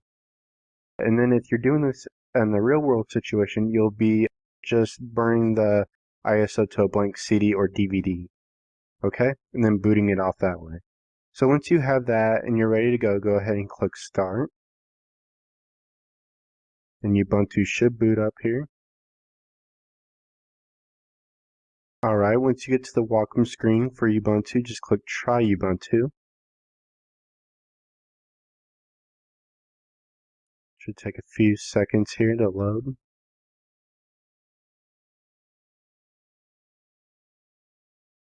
Alright, once it's fully loaded, then you want to go to the home folder. And as you can see on the side here, it says devices, 27 gigs. That's the Windows 7 Professional Service Pack 1. Remember, this is an updated, a latest version of Windows 7 with all the patches and everything. And as you can see, I've gained access just that quick by just using a Linux Live CD. Now you may be asking yourself, now how is that even possible? How can they get access to all of the system files? Because the user who's using that disk did not encrypt their drive, did not put a password protection on it or encrypt their hard drive, all their files. So that way they can see everything in plain text. And so you could go to users for an example, then my name, go to documents, and for this demonstration, let's say the person saves their passwords because they don't remember their passwords. Well, there's the password right there in plain text. They keep their bank number because they do online banking and don't remember everything. There's the bank number, okay? And these are just examples, they're not real for this demonstration. Now, in part 2, I'll be showing you how to use Ubuntu to bypass Windows logins to replace Windows system files so that you can gain access to like a command prompt. I hope you found this very informative and interesting to you, and I want to thank you for viewing.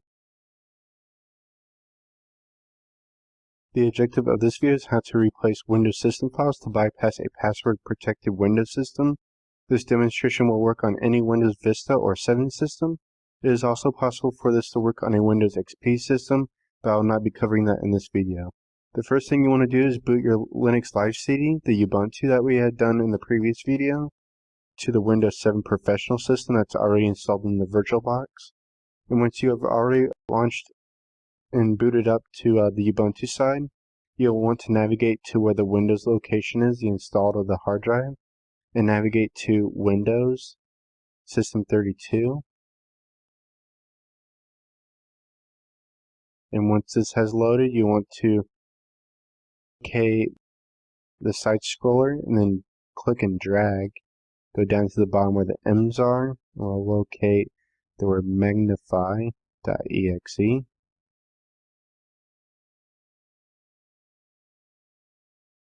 Alright, there's magnify.exe right here. And what we're going to do is rename this file actually. At the end, let's name the extension BAK for backup, for abbreviation. What we're going to do is go look for the CMD file now, which is command prompt actually. So let's go find that. CMD right here. And what we'll do is we'll copy this file, paste it, okay, and then we'll go back down to where the magnify.exe was, the M's. There's that, okay, and then we'll name it as magnify.exe.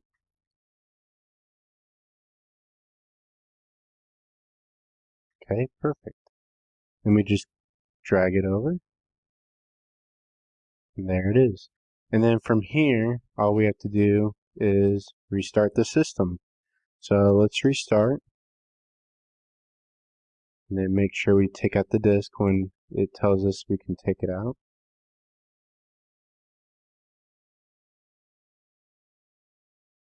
Okay, take the disk out. Press enter. Alright. And once we boot up to the Windows side here, I'll show you how this works here. So basically, in a brief summary of what this did was, we replaced the system file, the magnify tool or program, which is under this, the ease of access. We'll click that. Make your computer easier to use. And Windows will read and scan this list the lady will automatically. say something. Press We'll the just space ignore bar to that. select the highlighted option. Make items on the screen We'll select larger magnifier. Click apply. Appear text on screen. And Read guess aloud what? narrator. You got a command prompt now. So now you can Make exit out that, and she can stop talking for me. And at this point, you can say, who am I believe. And there we are, system. So we have full access to the system. And what can we do when we have full access to the system? You can create users, you can install software, create a backdoor if you are the hacker, or even execute explore.exe to get graphical user interface. It'll look kind of weird, but it works if you need a point and click. So once that loads, you'll see a start button at the bottom here. And you can navigate, as it says right here, system. So this is a great way to actually do password changes in a good way, and if you're looking in the hacker's perspective, this could be very damaging to that person. They could access anything. So in part 4, I'll be showing you how to crack common Windows system passwords using Backtrack. Hope you found this very informative and interesting to you, and I want to thank you for viewing. Hello everyone and welcome to my view. My name is Aaron Johns and this is part 4 of breaking into a Windows 7 system, the end of the section 5. I'll be teaching you on how to use Backtrack to crack common Windows passwords. First of all, you want to open your web browser and navigate to opcrack.sourceforge.net, download Live CD, and what you want to do is you'll want to download the Vista Windows 7 Live CD version if you're using Windows 7. If you're using XP, you'll want to download XP. So I've already downloaded this and I've already put it in my VirtualBox. So what you want to do is boot off the Windows 7 and use the disk that's the Backtrack Live CD. And then you want to select the first option, automatic. It'll take a while to boot here. Alright, once it's booted here, then you'll start noticing that it's already doing its thing here automatically. It's already using Backtrack here. So just give it a few seconds here and it'll automatically start cracking the passwords here. Alright, there you have it. It's already cracked the password here. It says Brittany here that I just made as just a demo, an example. Some people use their favorite people or a daughter or sons or family names as their passwords. And I cracked it in under a minute there. So once you have the password there, then you can just write it down if you like. And you can exit out of Backtrack and reboot.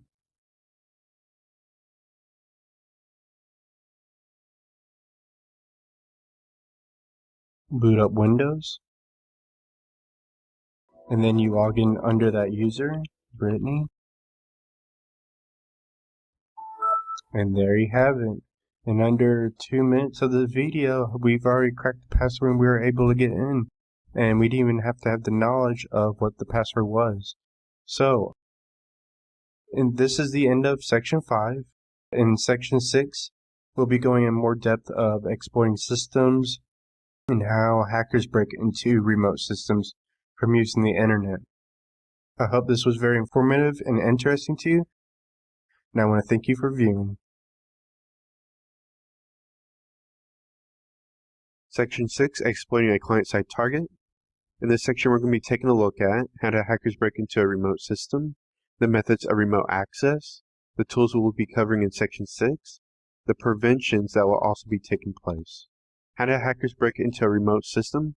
So the real question here is, how do hackers gain access to companies' networks and personal home networks from outside the network? Well, I'm going to be going over that with you here with a few examples and methods.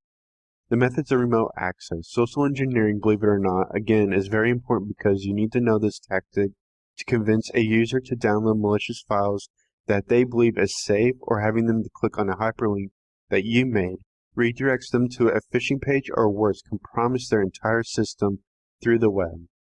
Exploiting vulnerabilities. Obviously, we'll be needing to learn how to exploit system vulnerabilities, which is what Section 6 is all about. Running arbitrary code on a system that's running outdated software or an operating system that isn't patched. Remote access tools. A lot of computers using remote desktop built-in Windows feature or VNC don't set up restrictions to their software. Using services like SSH, Telnet, VPN, etc. can be used as a backdoor, convincing an employee that you're someone else, and having access to those services can potentially leave you at high risk, especially companies. This is why it's very important to educate your employees and average users about security, because they aren't aware of these kind of things. The tools we'll be covering in Section 6 are Social Engineering Toolkit, Nessus Vulnerability Scanner, and Metasploit. I believe I discussed these in other previous sections of what Social Engineering Toolkit is, Nessus, and Metasploit are, so I will not be going over those. But I do want to make sure I get these mentioned and that you know that they'll be used in Section 6. The prevention.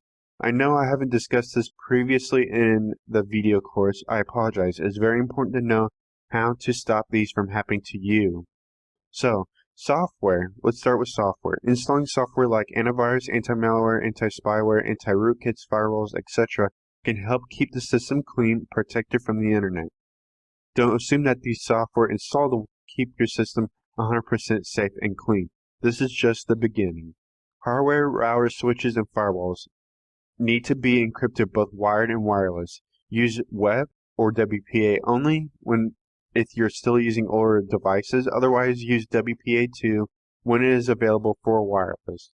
Firewall inbound and outbound traffic should always be monitored. When port forwarding, always change the default port services when you can. For example, changing FTP from port 21 to 2800. Internet usage. The way users use the internet is the biggest thing to understand when it comes to security, whether it's downloading files, emailing, social networking, etc. Everything you do online is reflected towards your current system and device that you're using. My tips are to only download from websites you trust. If an email asks for personal information such as credit card, home address, city, state, etc., don't give it to them. Same goes for banks. Banks will never ask for your password, so don't give it out. Privacy on Facebook and other social networks is very important if you want to prevent someone from seeing your pictures, email, and phone number. Encryption. Encrypt all your files, encrypt your entire hard drive, encrypt email, encrypt your internet connection through VPN. When encryption is available, it's pretty much available to everyone for free. So why not use it? Encryption is slow at times, but would you rather be safe than sorry? Strong passwords. Always use a mix of uppercase, lowercase, numbers, symbols, letters. When it comes to 6 to 8 characters long, don't write down these passwords on sticky notes or notepads. Don't save them to your computer. You don't want anyone to know your password. It is only for you to know. Never use the same password on multiple websites or accounts, because if your password gets compromised, all your accounts are compromised as well. The hacker can change the password on your email, therefore locking you out of your account from doing a password recovery, and doing the same thing to the other accounts and services. Update. Always stay up to date and current. Every 4 to 5 years, you should be adding new hardware to your current desktop system or replacing it completely. Software should be updated automatically through the internet, and always make sure that you're downloading the latest virus definitions and system patches. If you are still using Windows XP, you are at risk because Microsoft no longer supports Windows XP. Therefore, no security patches or updates are available, making the system a very easy target for hackers. In today's overview, you got to learn how hackers break into a remote system, different ways to gain remote access to a system, the tools we'll be using throughout the section of the course, and the preventions on how to protect your system from these threats from happening to you or someone else. In my next video, we will be looking at Social Engineering Toolkit. Hope you found this very informative and interesting to you, and I want to thank you for viewing.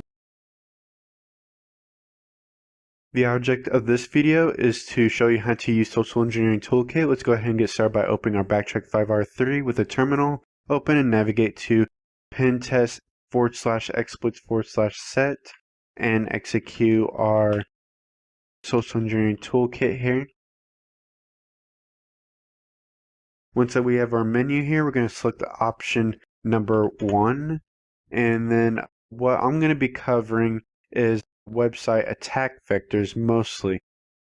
You want to make sure you explore the menu, get familiar, and understand what each and one of those do. But for the sake of this video, I'm going to be doing a demonstration on Credential Harvester. So let's go ahead and select number 2 option.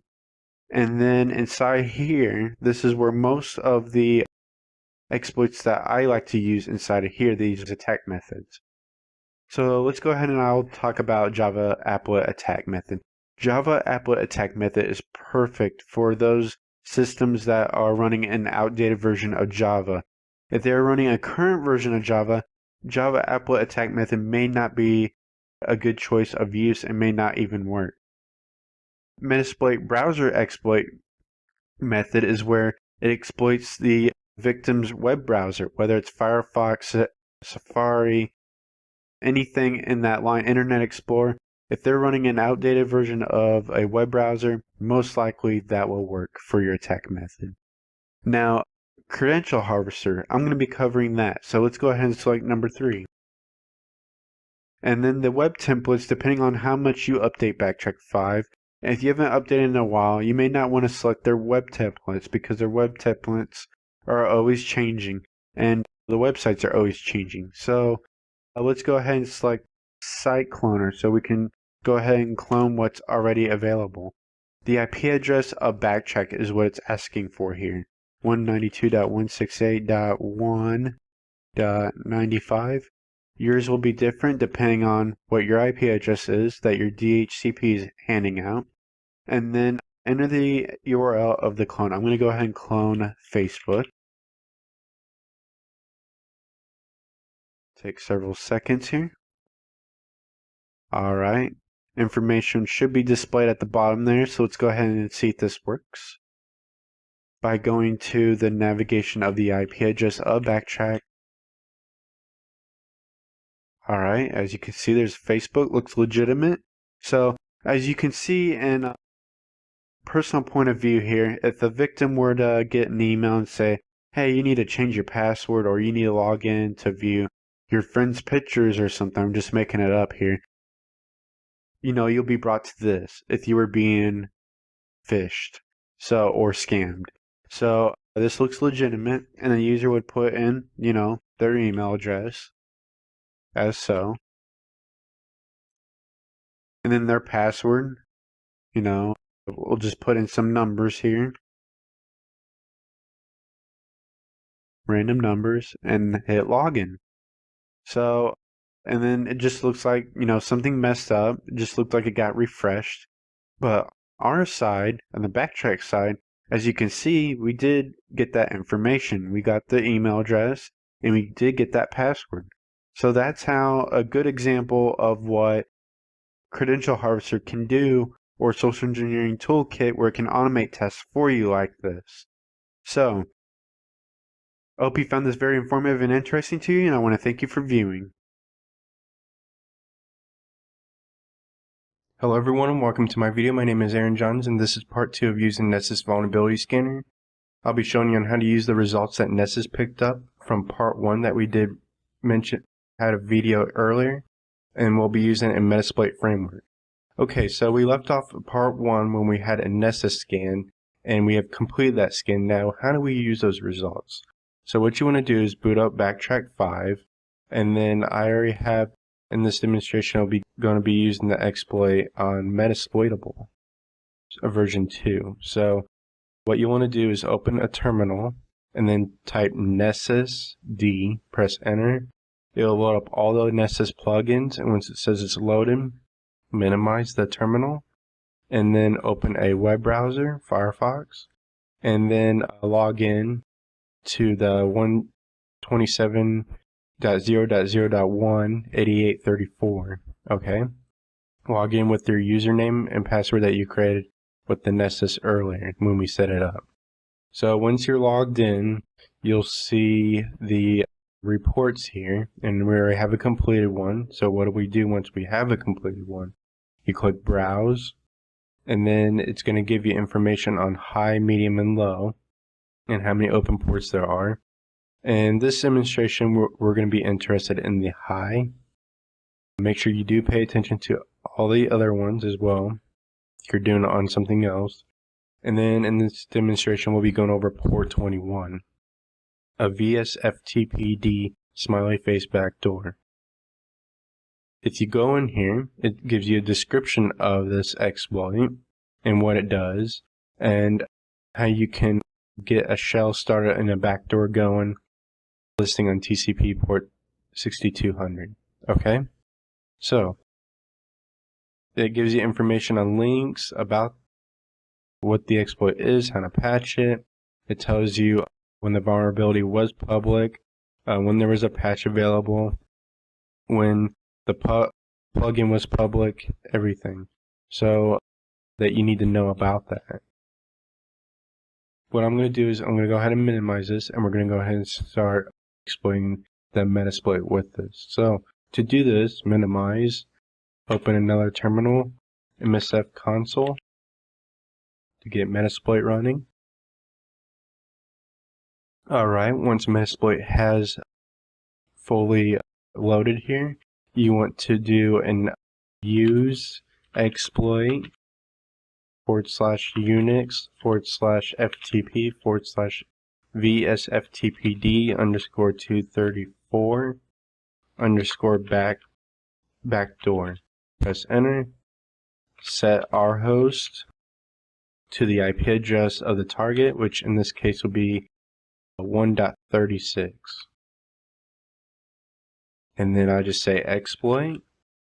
Now, when I do hit exploit the first time, you're going to need to type it, you're going to put in a smiley face, a colon, and a ending right parenthesis. So I've already done this before, just to make sure that the demo does not fail. So once it does this and you put in a smiley face, you got a shell. You have the full root privileges of Metasploitable. So I can do an ls, and it'll show me listing directories. I can do a uname, tech a, and that will give me the version number. And in this case, it tells you that this is the Metasploitable server right there that's running over there, that virtual machine. So once you've already exploited the system here, you can exit out and it will close that. And then since there is a backdoor, go ahead and exit out of here. And you can use netcat tech vv 192.168.1.36. Port number will be 1524 is what you want to listen on. Press enter. There we are. I'm already back in there. So I can, run any commands. I'm root privileges. So I hope this was a good demonstration for you guys. As you can see, I got in the remote shell. We had root privileges. Of course, there's more exploits within Metasploitable, but this should give you a good idea on how to use Nessus and how you can finish scanning your target host. In my next video, I'll be showing you on how to exploit Windows 7 system, and I hope this was very informative and interesting to you, and I want to thank you for viewing.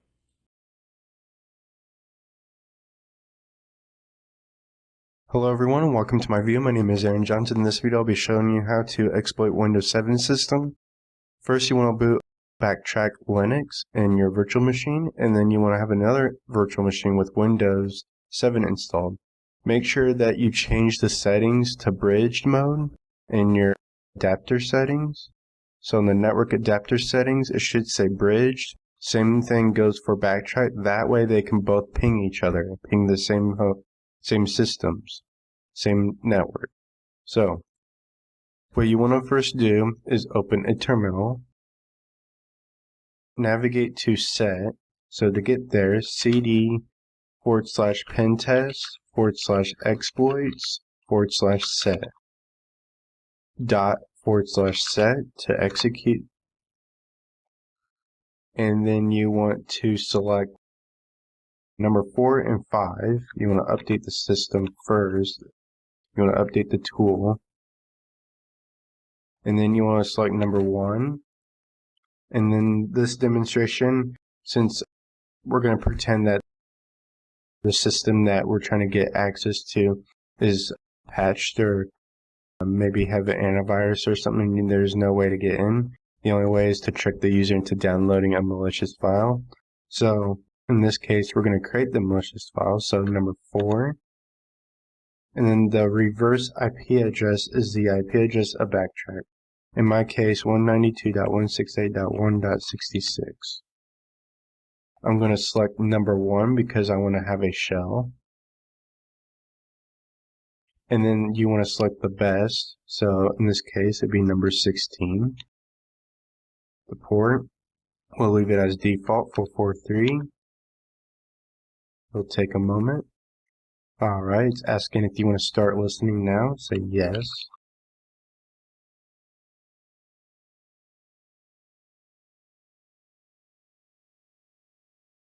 Alright, our listener's ready to go. So now what you need to do is open another terminal. It created the malicious file and we just need to copy it.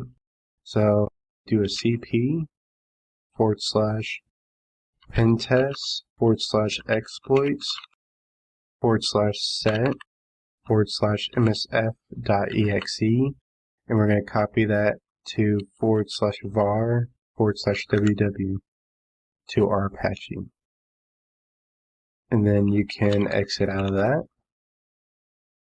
And then you want to launch Apache. So to do that, applications backtrack services, HTTPD, start is already running. So I guess I already have that running right now. So if we go over to our victim over here, let's pretend he's going to an email or something, or to a website that we try to tell him to go to, and we are trustworthy. So we're going to navigate to 192.168.1.66 /msf.exe, the IP address of the backtrack. So yours may not be 1.66. Save it to the desktop, and he believes it's an application or a program that he trusts, so he's going to launch it. And as you can see over here, we have a session. So to get access to that session, you want to type sessions space tac I1, press enter. There we are, we have a command prompt. So we have our shell there, and we can get a list of directories. We can navigate through the directories just like if you were actually there. So basically, the person could download, upload stuff. They can script to make a backdoor, even add users, anything. There's a lot of things that a person can do or has access to. Pretty much the whole system. Basically, that's pretty much it right there. Let me go ahead and exit out of here. Alright.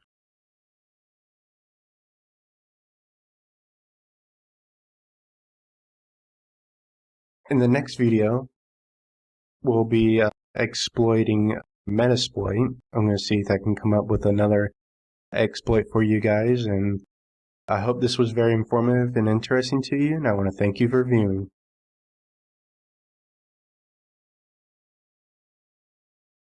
Hello everyone, and welcome to my video. My name is Aaron Johns. In this video I'll be showing you how to exploit Metasploitable version 2.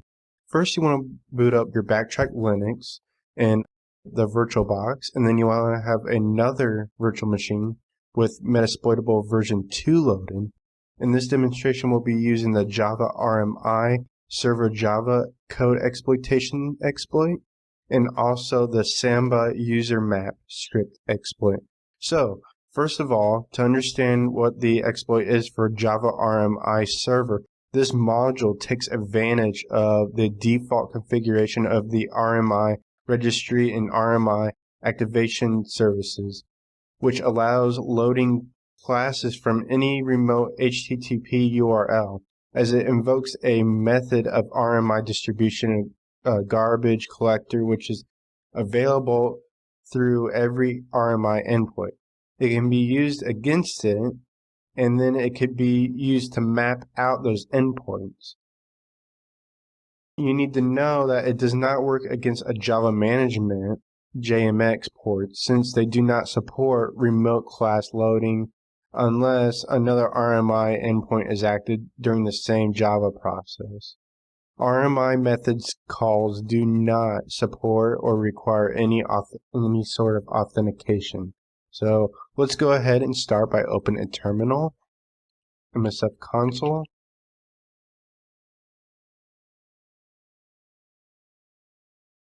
Alright, you want to use exploit / multi misc java _ RMI _ server. Press enter. Set the localhost, which is your Backtrack IP address. Set the R port.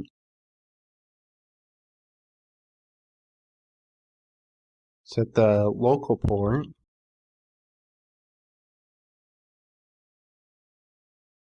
Set the server port.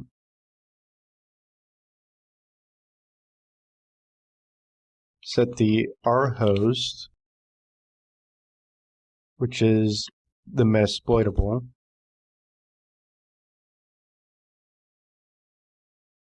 And then set the payload.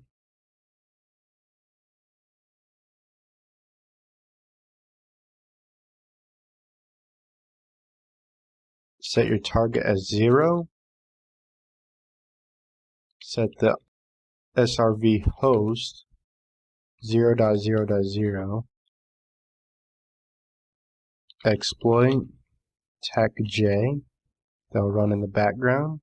And we got a Meterper session.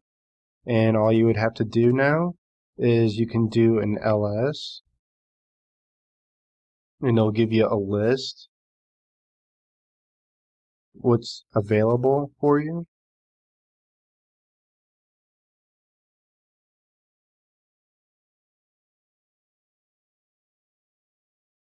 I'm not sure what happened there, but just sessions tac I1, so you can interact with the Meterpreter. And then you can do syst info. You can get information on that server, on that system, and you can go from there. Now I'm going to go ahead and end this demonstration right here real quick, and we'll go to Samba. Alright, let's go ahead and start Samba here. Samba module exploit, what this does is a command execution vulnerability. The Samba versions of 3.0.20 through 3.0.25 RC3. When it uses a non-default username map script by configuration option, you can specify a username containing a shell meta characters. The attacker can execute arbitrary code. No authentication is required. So to do this, use exploit multi underscore or / Samba / user map underscore script. Set our host 192.168.136 in my case. Exploit.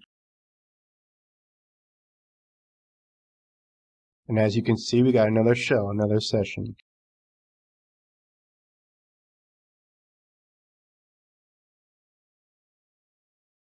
We are already in there. So I can do a uname tac A, and it gives us information. There you go, I'm root. So this is the last video for section 6. In section 7, you'll be learning how to bypass web filters, firewalls, and intrusion detection systems. I hope this was very informative and interesting to you, and I want to thank you for viewing. Section 7, bypassing web filters, firewalls, and IDS. In this section, we'll be taking a look at evading web filters, firewalls, and IDS, methods of bypassing filters, the tools we'll be covering in section 7, and the preventions that will be taking place. Web filters, firewalls, and IDS. The first thing you should get to know is the web filters, firewalls, and IDS, what kinds there are available. Barracuda networks have web filter and firewalls. Cisco has firewalls and web filters as well. OpenDNS is a web filter. NetNanny is a web filter. Cyber Patrol is a web filter. Cisco, IBM, HP, Juniper, McAfee, and Checkpoint. You want to make sure you check into these and take a look at which different ones there are available. Methods of bypassing filters. The first one we'll be covering is proxy servers. Proxy servers, unencrypted connection between your machine and another server out there on the internet. What you basically do is you bounce off your internet connection to their internet connection, and everything, all the traffic that's coming from their server, that proxy server, you'll be able to see everything that's been bypassed. So, for example, let's say you go to a library or a school or some other building is blocking the website YouTube. Well, you can use a proxy server in many different cases bounce off that connection and actually visit youtube.com. Now, depending on the rules and the filters off that server, everyone's different. It may not allow cookies, JavaScript, and maybe even Flash. It may not even allow Flash. Just depends on what proxy server you connect to. VPN servers. VPN is very strong, very good to have, especially when on a hotspot. If you're at an airport, you're on the go, and you need a internet connection or internet source for work to work into remotely. You always want to use a VPN server to do that, so that when you're logging in with a username and password, it's encrypted and it doesn't get seen as plain text. That's very important because proxy servers, you do not want to log into anything regarding to emailing, banking, social networks, because a proxy server is unencrypted and it goes through plain text, and that could be seen through a man-in-the-middle attack. So a VPN, not so much. Depending on the strength of the VPN server, that all depends. A VPN server that I've seen range between 128-bit encryption to 2048-bit encryption. SSH tunneling. SSH tunneling is another good method to know, and can be sometimes more powerful than a VPN, depending on the SSH generated key that is taking place. SSH tunneling is encrypted between your system and another SSH server, so all the HTTP and HTTPS traffic goes through that connection to your system, so you can see websites and other services. Stealth scans, keeping a low profile and on network scans. We'll be covering stealth scans later in Section 7. The tools we'll be using in Section 7 are proxies and VPNs, which I talked about previously in the other slide, and Nmap and Zenmap, which we went over before in previous sections of the video course. Preventions. The preventions you should be taking in place are improving your filters and rules on your firewalls and IDS and IPS.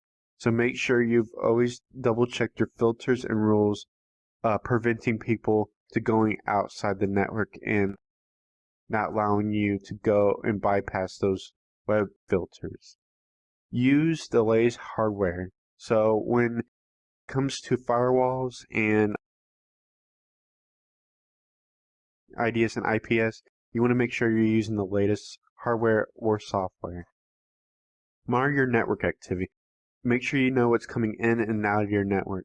So you want to make sure that nobody is bypassing a bad website just so they can download a torrent. You want to make sure that you're watching those connections, making sure nobody's going out and downloading random stuff they should not be doing, especially on a business or a corporate network.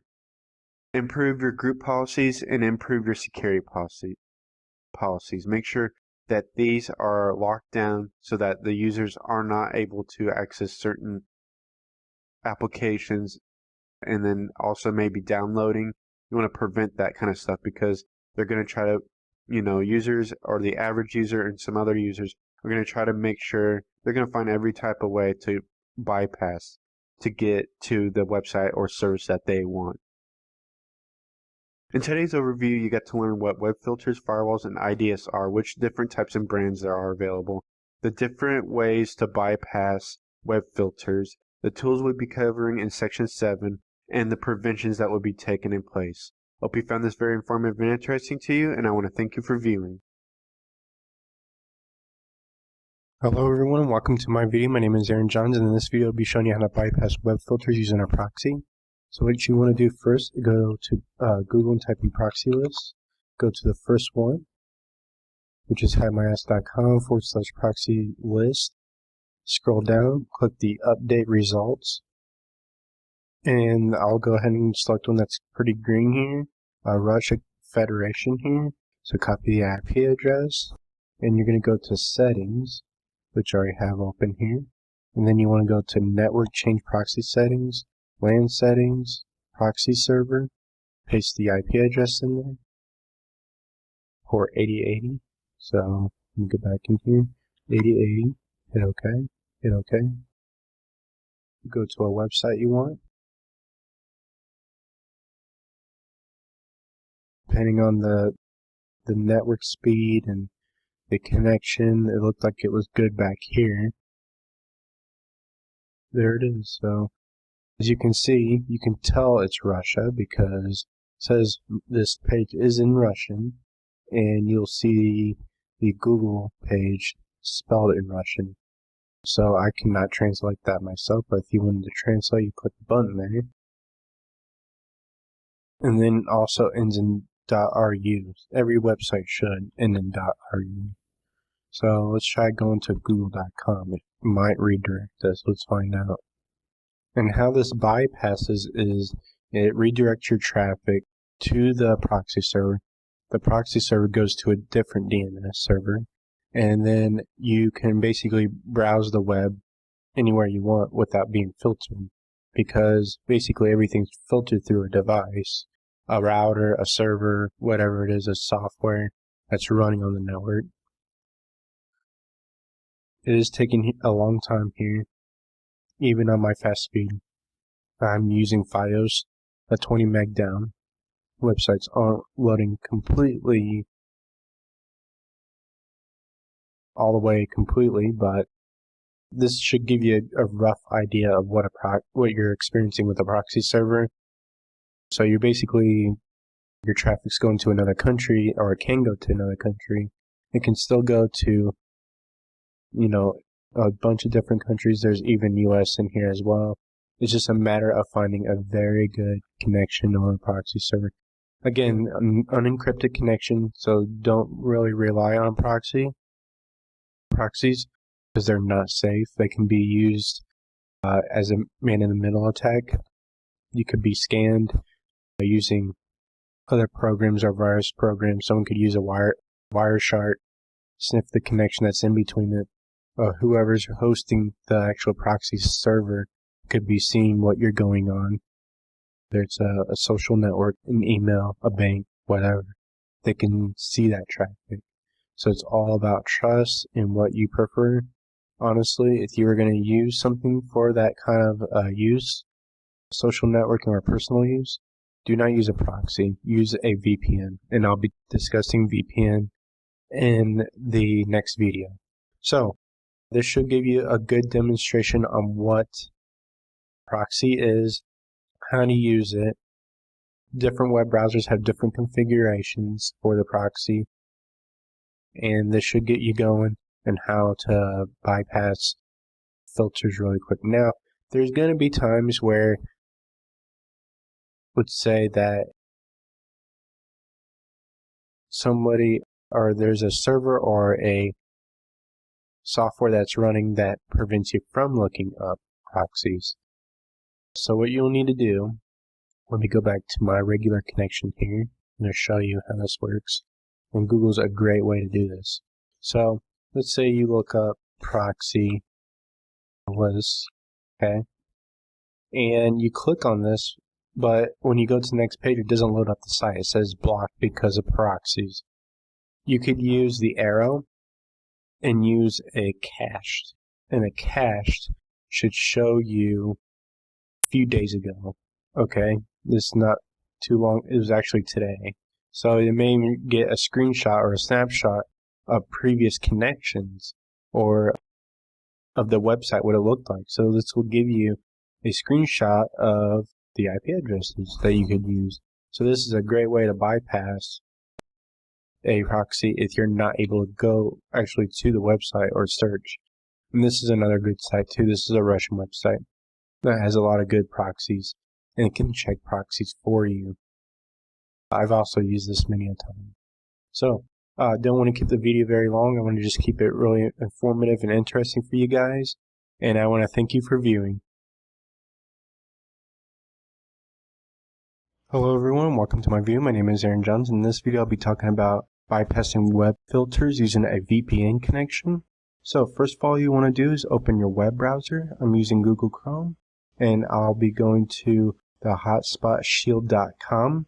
So go ahead and navigate to that web link. What you want to do is click free download with ads. Once you've downloaded that and installed it, you'll notice an icon on your desktop. Double click that, and it'll say unprotected.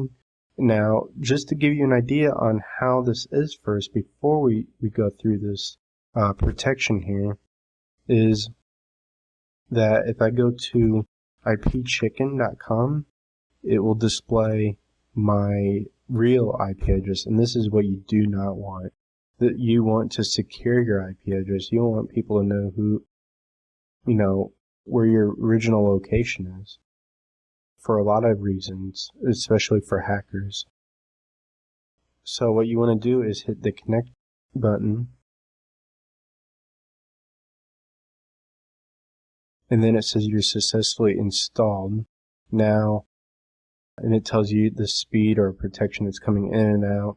Now, to know whether or not you're using it now, you'll want to refresh this, and it'll give you a new IP address, like so. Now, the only bad thing about using this is it has ads. So, if you don't like the ads, you would have to pay for their service. I totally recommend, if you're looking for a service, go to hidemyass.com, and I apologize for the language, but that's what it's called. And they offer VPN service, and if you go there and get their service, I can get you a discount because they're one of my sponsors, actually. So I'll post that link in the video description so you guys can get a nice discount from me. So anyways, I used that service, and it's been superior. It's very nice, very fast, and it works for all my devices as well. Windows, Mac, Linux, anything. So it's cross-platform. Anyways, back on subject here. This is what VPN is. It's encrypted connection, so you don't have to worry about anyone doing a man-in-the-middle attack, sniffing for your passwords, anything like that, because it's an encrypted connection. VPNs are always a must if you're on an open connection Wi-Fi, wireless. If you're at a Starbucks, at a local McDonald's or something like that. I'm just saying, wherever is a free open Wi-Fi, always use a VPN when you can, even if it's hotspot shield. It's free, so better be safe than sorry. So that is pretty much it, just to get you started with a VPN connection, and it's a great way on how to bypass web filters, because then again, your traffic is going through the VPN server, so the VPN server is not going to have a web filter. It's just going to let you go to all the websites you want. Okay, so I hope this was very informative and interesting to you, and I want to thank you for viewing. Hello everyone, welcome to my video. My name is Aaron Johns. In this video, I'll be showing you on how to use stealth scanning. This is part 1. So let's go ahead and open VirtualBox. And you'll want to open the Backtrack and let this boot.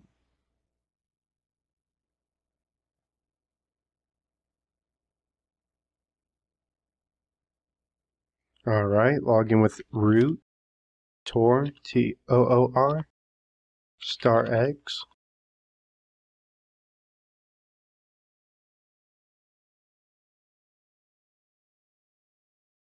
Open a terminal.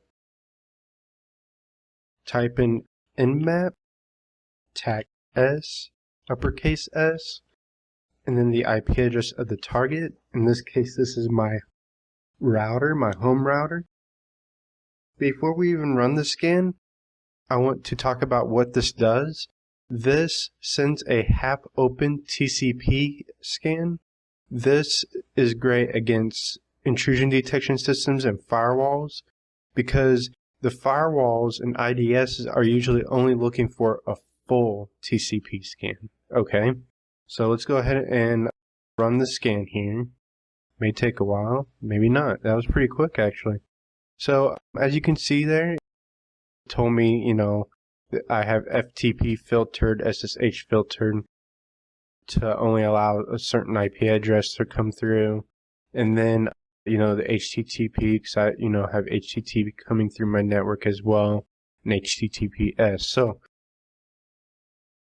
you can of course add more stuff to this, like more syntax, or options, and it also picked up the MAC address identified my Cisco router. So this is pretty basic, and this is the first method of stealth scanning. And part 2 is going to be a lot longer video. I'm going to try to make it as short as possible so that we can go over everything, bits and pieces of that method. I hope you found this video kind of interesting and informative, and I want to thank you for viewing. Hello everyone, welcome to my video. My name is Aaron Jones. In this video, I'll be showing you part 2 of stealth scanning. We'll be using Zenmap in this tutorial. So what you want to do is open a VirtualBox and boot a Backtrack. And the easiest way to get Zenmap open is to open terminal, type Zenmap, press enter, minimize that. And then what you want to do is create a new profile. So new profile. And then what you want to do is you want to give it a name. So I'll just say stealth scan. And I'll just say one of the best scans. Because this is pretty good scan actually. It just takes a while, but it's really good. What you want to do is go to the scan tab, and then there's a time template right here, and you want to change this to paranoid. Okay, and then you want to go to the source tab, and you want to check the box where it says use decoys to hide identity. Okay, and then what you want it to do is put RND, then 5, okay, like that. I don't think these need quotes in here actually, but I may be wrong with that. Anyways, whatever you type up here will show down here in the options that you choose. So I'm going to go ahead and put in the whole command that I would recommend. So Nmap, and then tac data tac link space 15 tac randomize hosts tac spoof tac mac 0 tac t 0 space tac d rnd :5 space tac f. Now I'll explain what this does, but this tac f option really depends on the network you're scanning. Newer modern firewalls and intrusion detection systems, you probably don't want to use this if you're not 100% sure or don't have enough information on your target. Do not use the tac f because that is fragmentation packets, and the newer ones are starting to pick those up. So this method here is a very slow scan that allows you to specify your decoy host to hide your identity. Also, it spoofs packets, spoofs your MAC address randomly. That's what the 0 is. And this method will prevent most intrusion detections and firewalls from identifying you, like I was saying before, but not all of them, okay? So don't assume that this is going to be totally undetectable. This tac f here is an option, okay? Fragmentations could help because it splits out all the packets, okay? Anyways, you would click save, and then to choose your profile, you do the drop-down menu, stealth scan. There it is. Everything that's already put there. So all you would do is put your target. In that case, I'm going to do this on my router. So I would click the scan button. Depending on how long it takes, because it can take a very long time, it just really depends on how long it will take. So let me go ahead and pause it for you. Alright, it seems to be taking a pretty long time here. It's been going for almost over 10 minutes now. So the scan does take a very long time. I'm not sure when it's going to be finished. And I would like to wrap up the rest of this video because it is almost hitting the 5-minute mark. I just want to let you know that this is the end of section 7, and then section 8 you'll be learning how to write reports on penetration testing. I hope you found this very informative and interesting to you, and I want to thank you for viewing. Section 8, writing a pen testing report. In this section, you're going to be taking a look at why it is so important to write a report, the steps to writing a report, and how to write the report. Why is it so important to write a report? Professionalism. You want to be able to show to your boss or your client that you can do this in a professional manner. Whether it keeps you organized and it shows all the results there in front of them instead of having to look it all up. If you were to forget that information, you have it right there and you stay organized. Details on penetration test results, you want to make sure you go full detail on that. You want to show them what tools you use, the command lines you used, what steps you took to finding out the results. So you want to go full detail on that. Future documentation. You want to be able to keep a copy on you for future documentation. If something were to happen again, you can come back and say, well, here's what I did before. Let's go back and look at that. So you have all that information there regarding to that pen testing. Company security. The company security, they're going to be more aware of what's going on. So if you have a written report and you hand it to them, they're going to have a good understanding of what's going on with their company. So that keeps them more aware of it, and then maybe even get a good understanding of their security background on their company. Steps to take into writing a report. You want to have a cover letter. That's the first thing you want to have. And then an executive summary, and then a list of vulnerabilities with detail. What I mean by that is you want to make sure when you're listing your vulnerabilities that you have the vulnerability name or the code number to that, resulting to that. And then you want to give a brief description of what that vulnerability is, what the cause of it is, and how it leaves them vulnerable, and how high critical that is to their company or their network. List of tools being used. You want to list the command line, command prompt, terminal, programs that use like Nmap, Zenmap, Nessus vulnerability scanner, Metasploit. You want to list all the tools that you used during your pen test.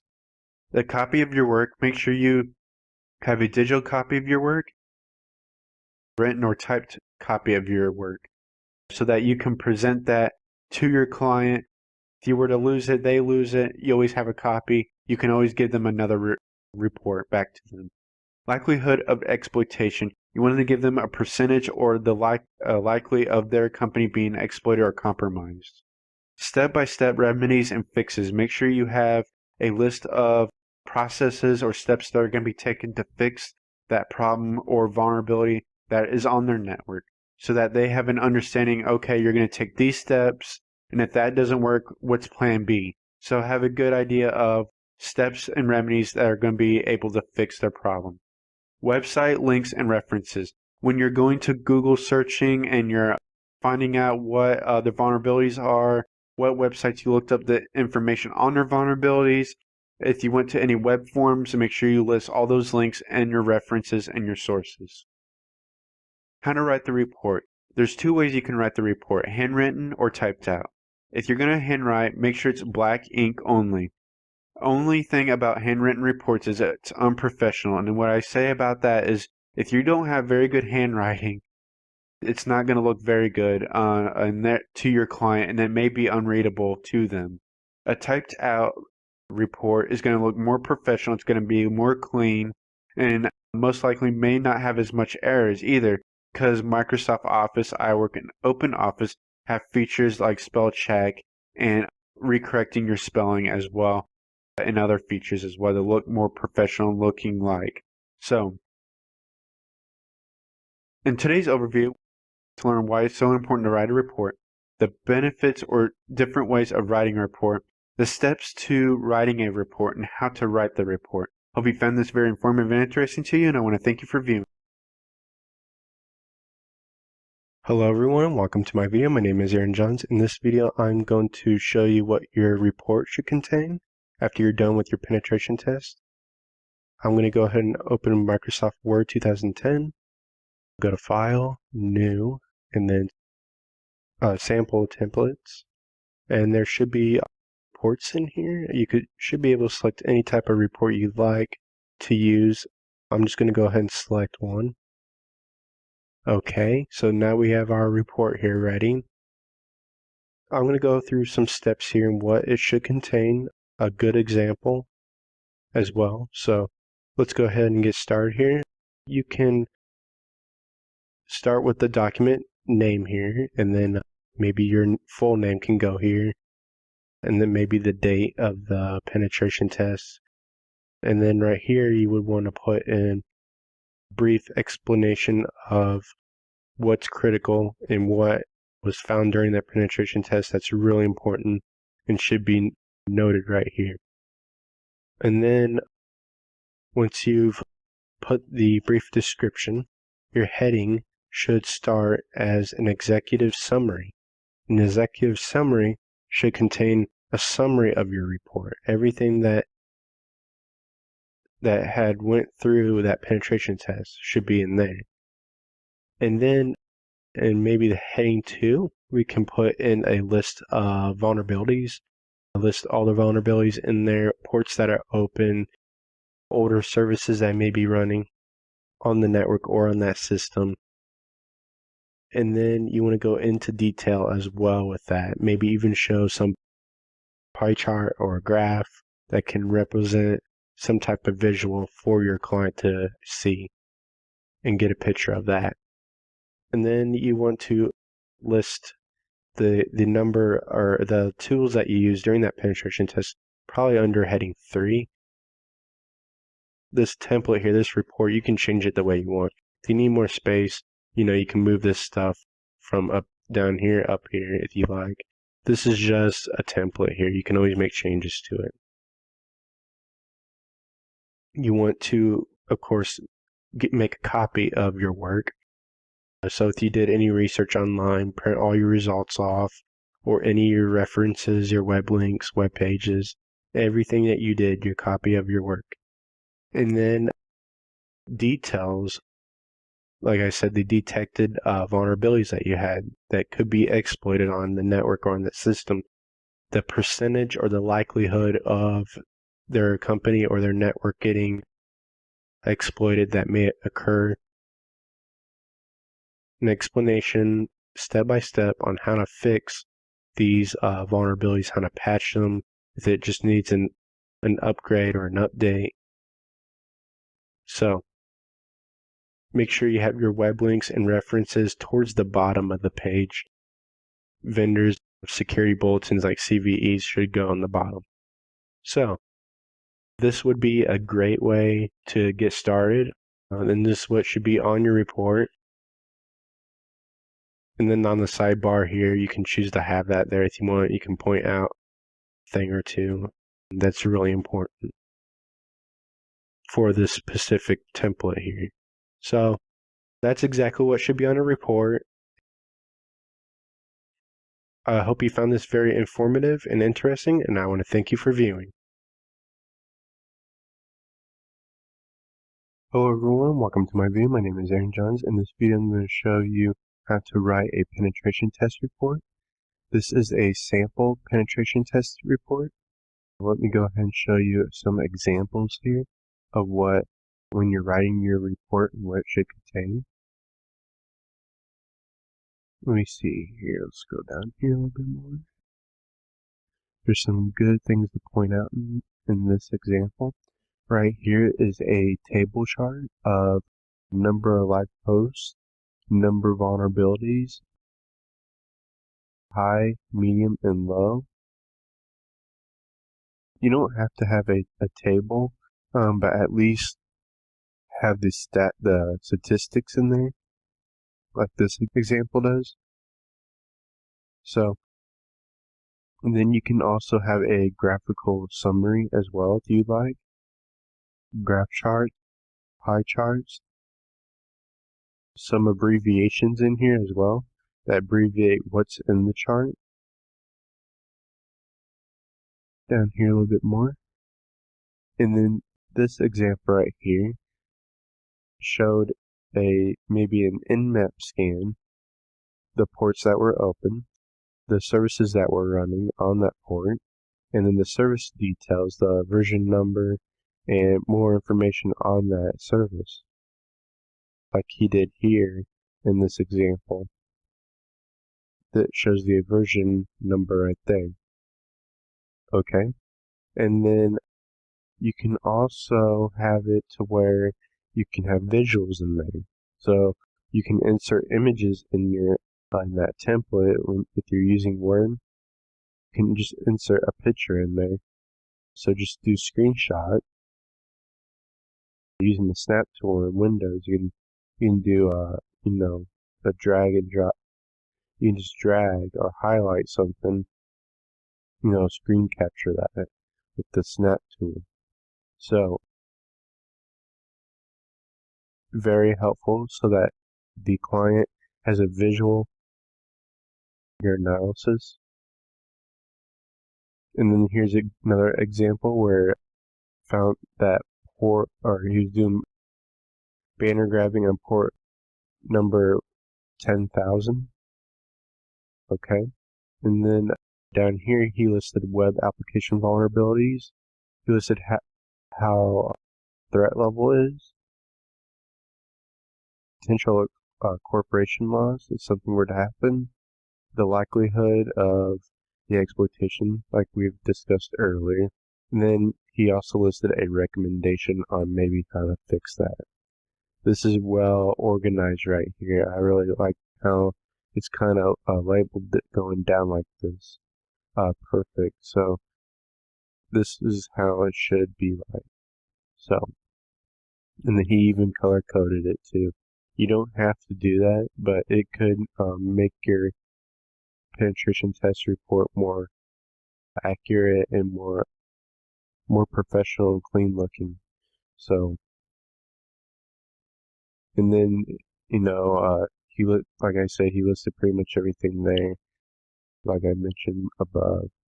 So the conclusion though, you need to basically go on your conclusion. Make sure you list what is the most important that needs to be done.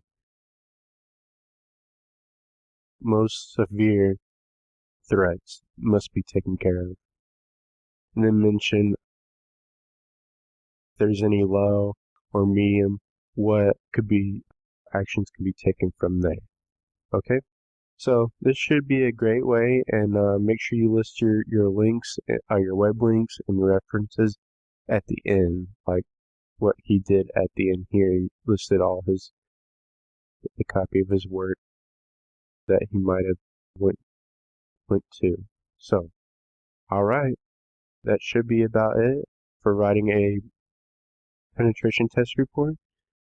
I hope you found this interesting and informative, and I want to thank you for viewing. Steps to turning in your report. First of all, you want to triple check your work. Make sure you triple check, not double check, triple check. This because you don't want any errors in your report when you hand it in to your client. You want to make it look as professional as possible. Have someone read it, and make sure you make multiple copies of your work and your reports. Securely transmitting your report. We will go in more in detail with all of these steps. So let's go ahead and continue. Check your work. Make sure your report contains everything from the penetration testing process. Proofread your report at least 3 times. Like I said, triple check, and have someone else read it. Not the client, but make sure someone else reads it. Correct any errors, mistakes, punctuation, grammar mistakes that are in that report. And then proofread it once again, and then correct any errors or mistakes that may pop up later on. And then you want to copy your work, print out all your research you've done online and off-site, anything that you've done in maybe book work or anything like that. Make sure you scan the books and you have printouts of all your output, so you have client has a visual of what your actual work was. And then scan and make backups, copies of the work, and then keep copies in a secure location in like a folder. Make sure it's locked up, maybe in a safe somewhere. That way you can come back and you have copies of the work, and you can maybe make more printouts if you shall need to for the client. Securely turning in your report. You want to securely email with an SSL certificate attached to that email. If you're unsure where to start with SSL certificate for emailing, I know Komodo has a free solution to use for that. And then if you don't have the option to do any emailing and you prefer to fax, or the client does have faxing available, fax it directly to the client themselves. Or you can hand it directly to the client. Do not hand it to anyone else. Do not hand it to a secretary or someone that works for that client below them.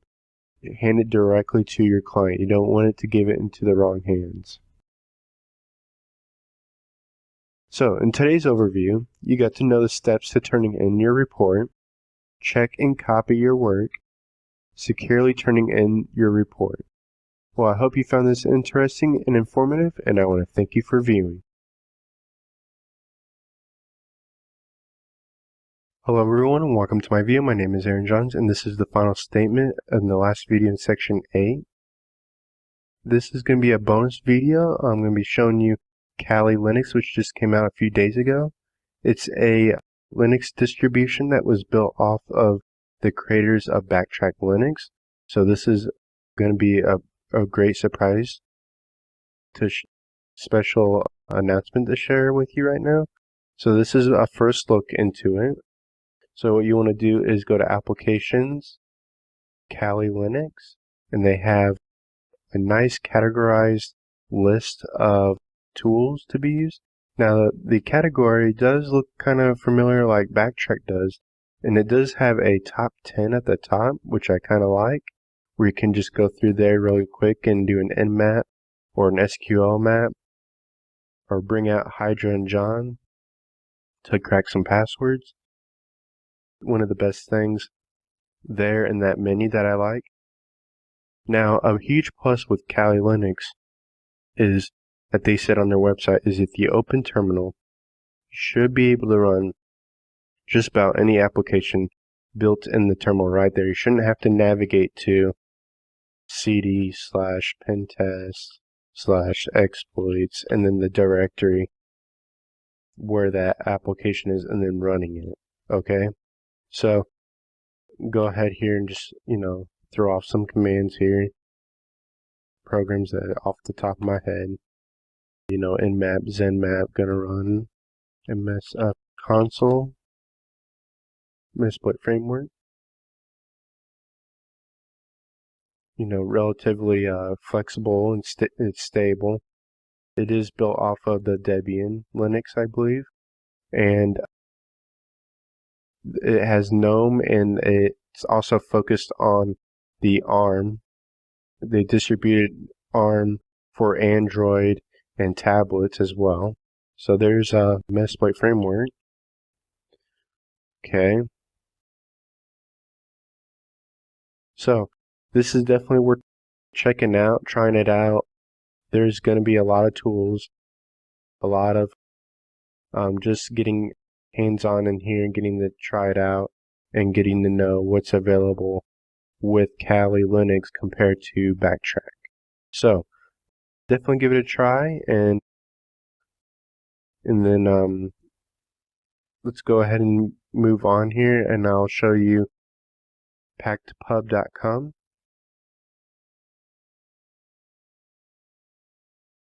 Okay, packedpub.com.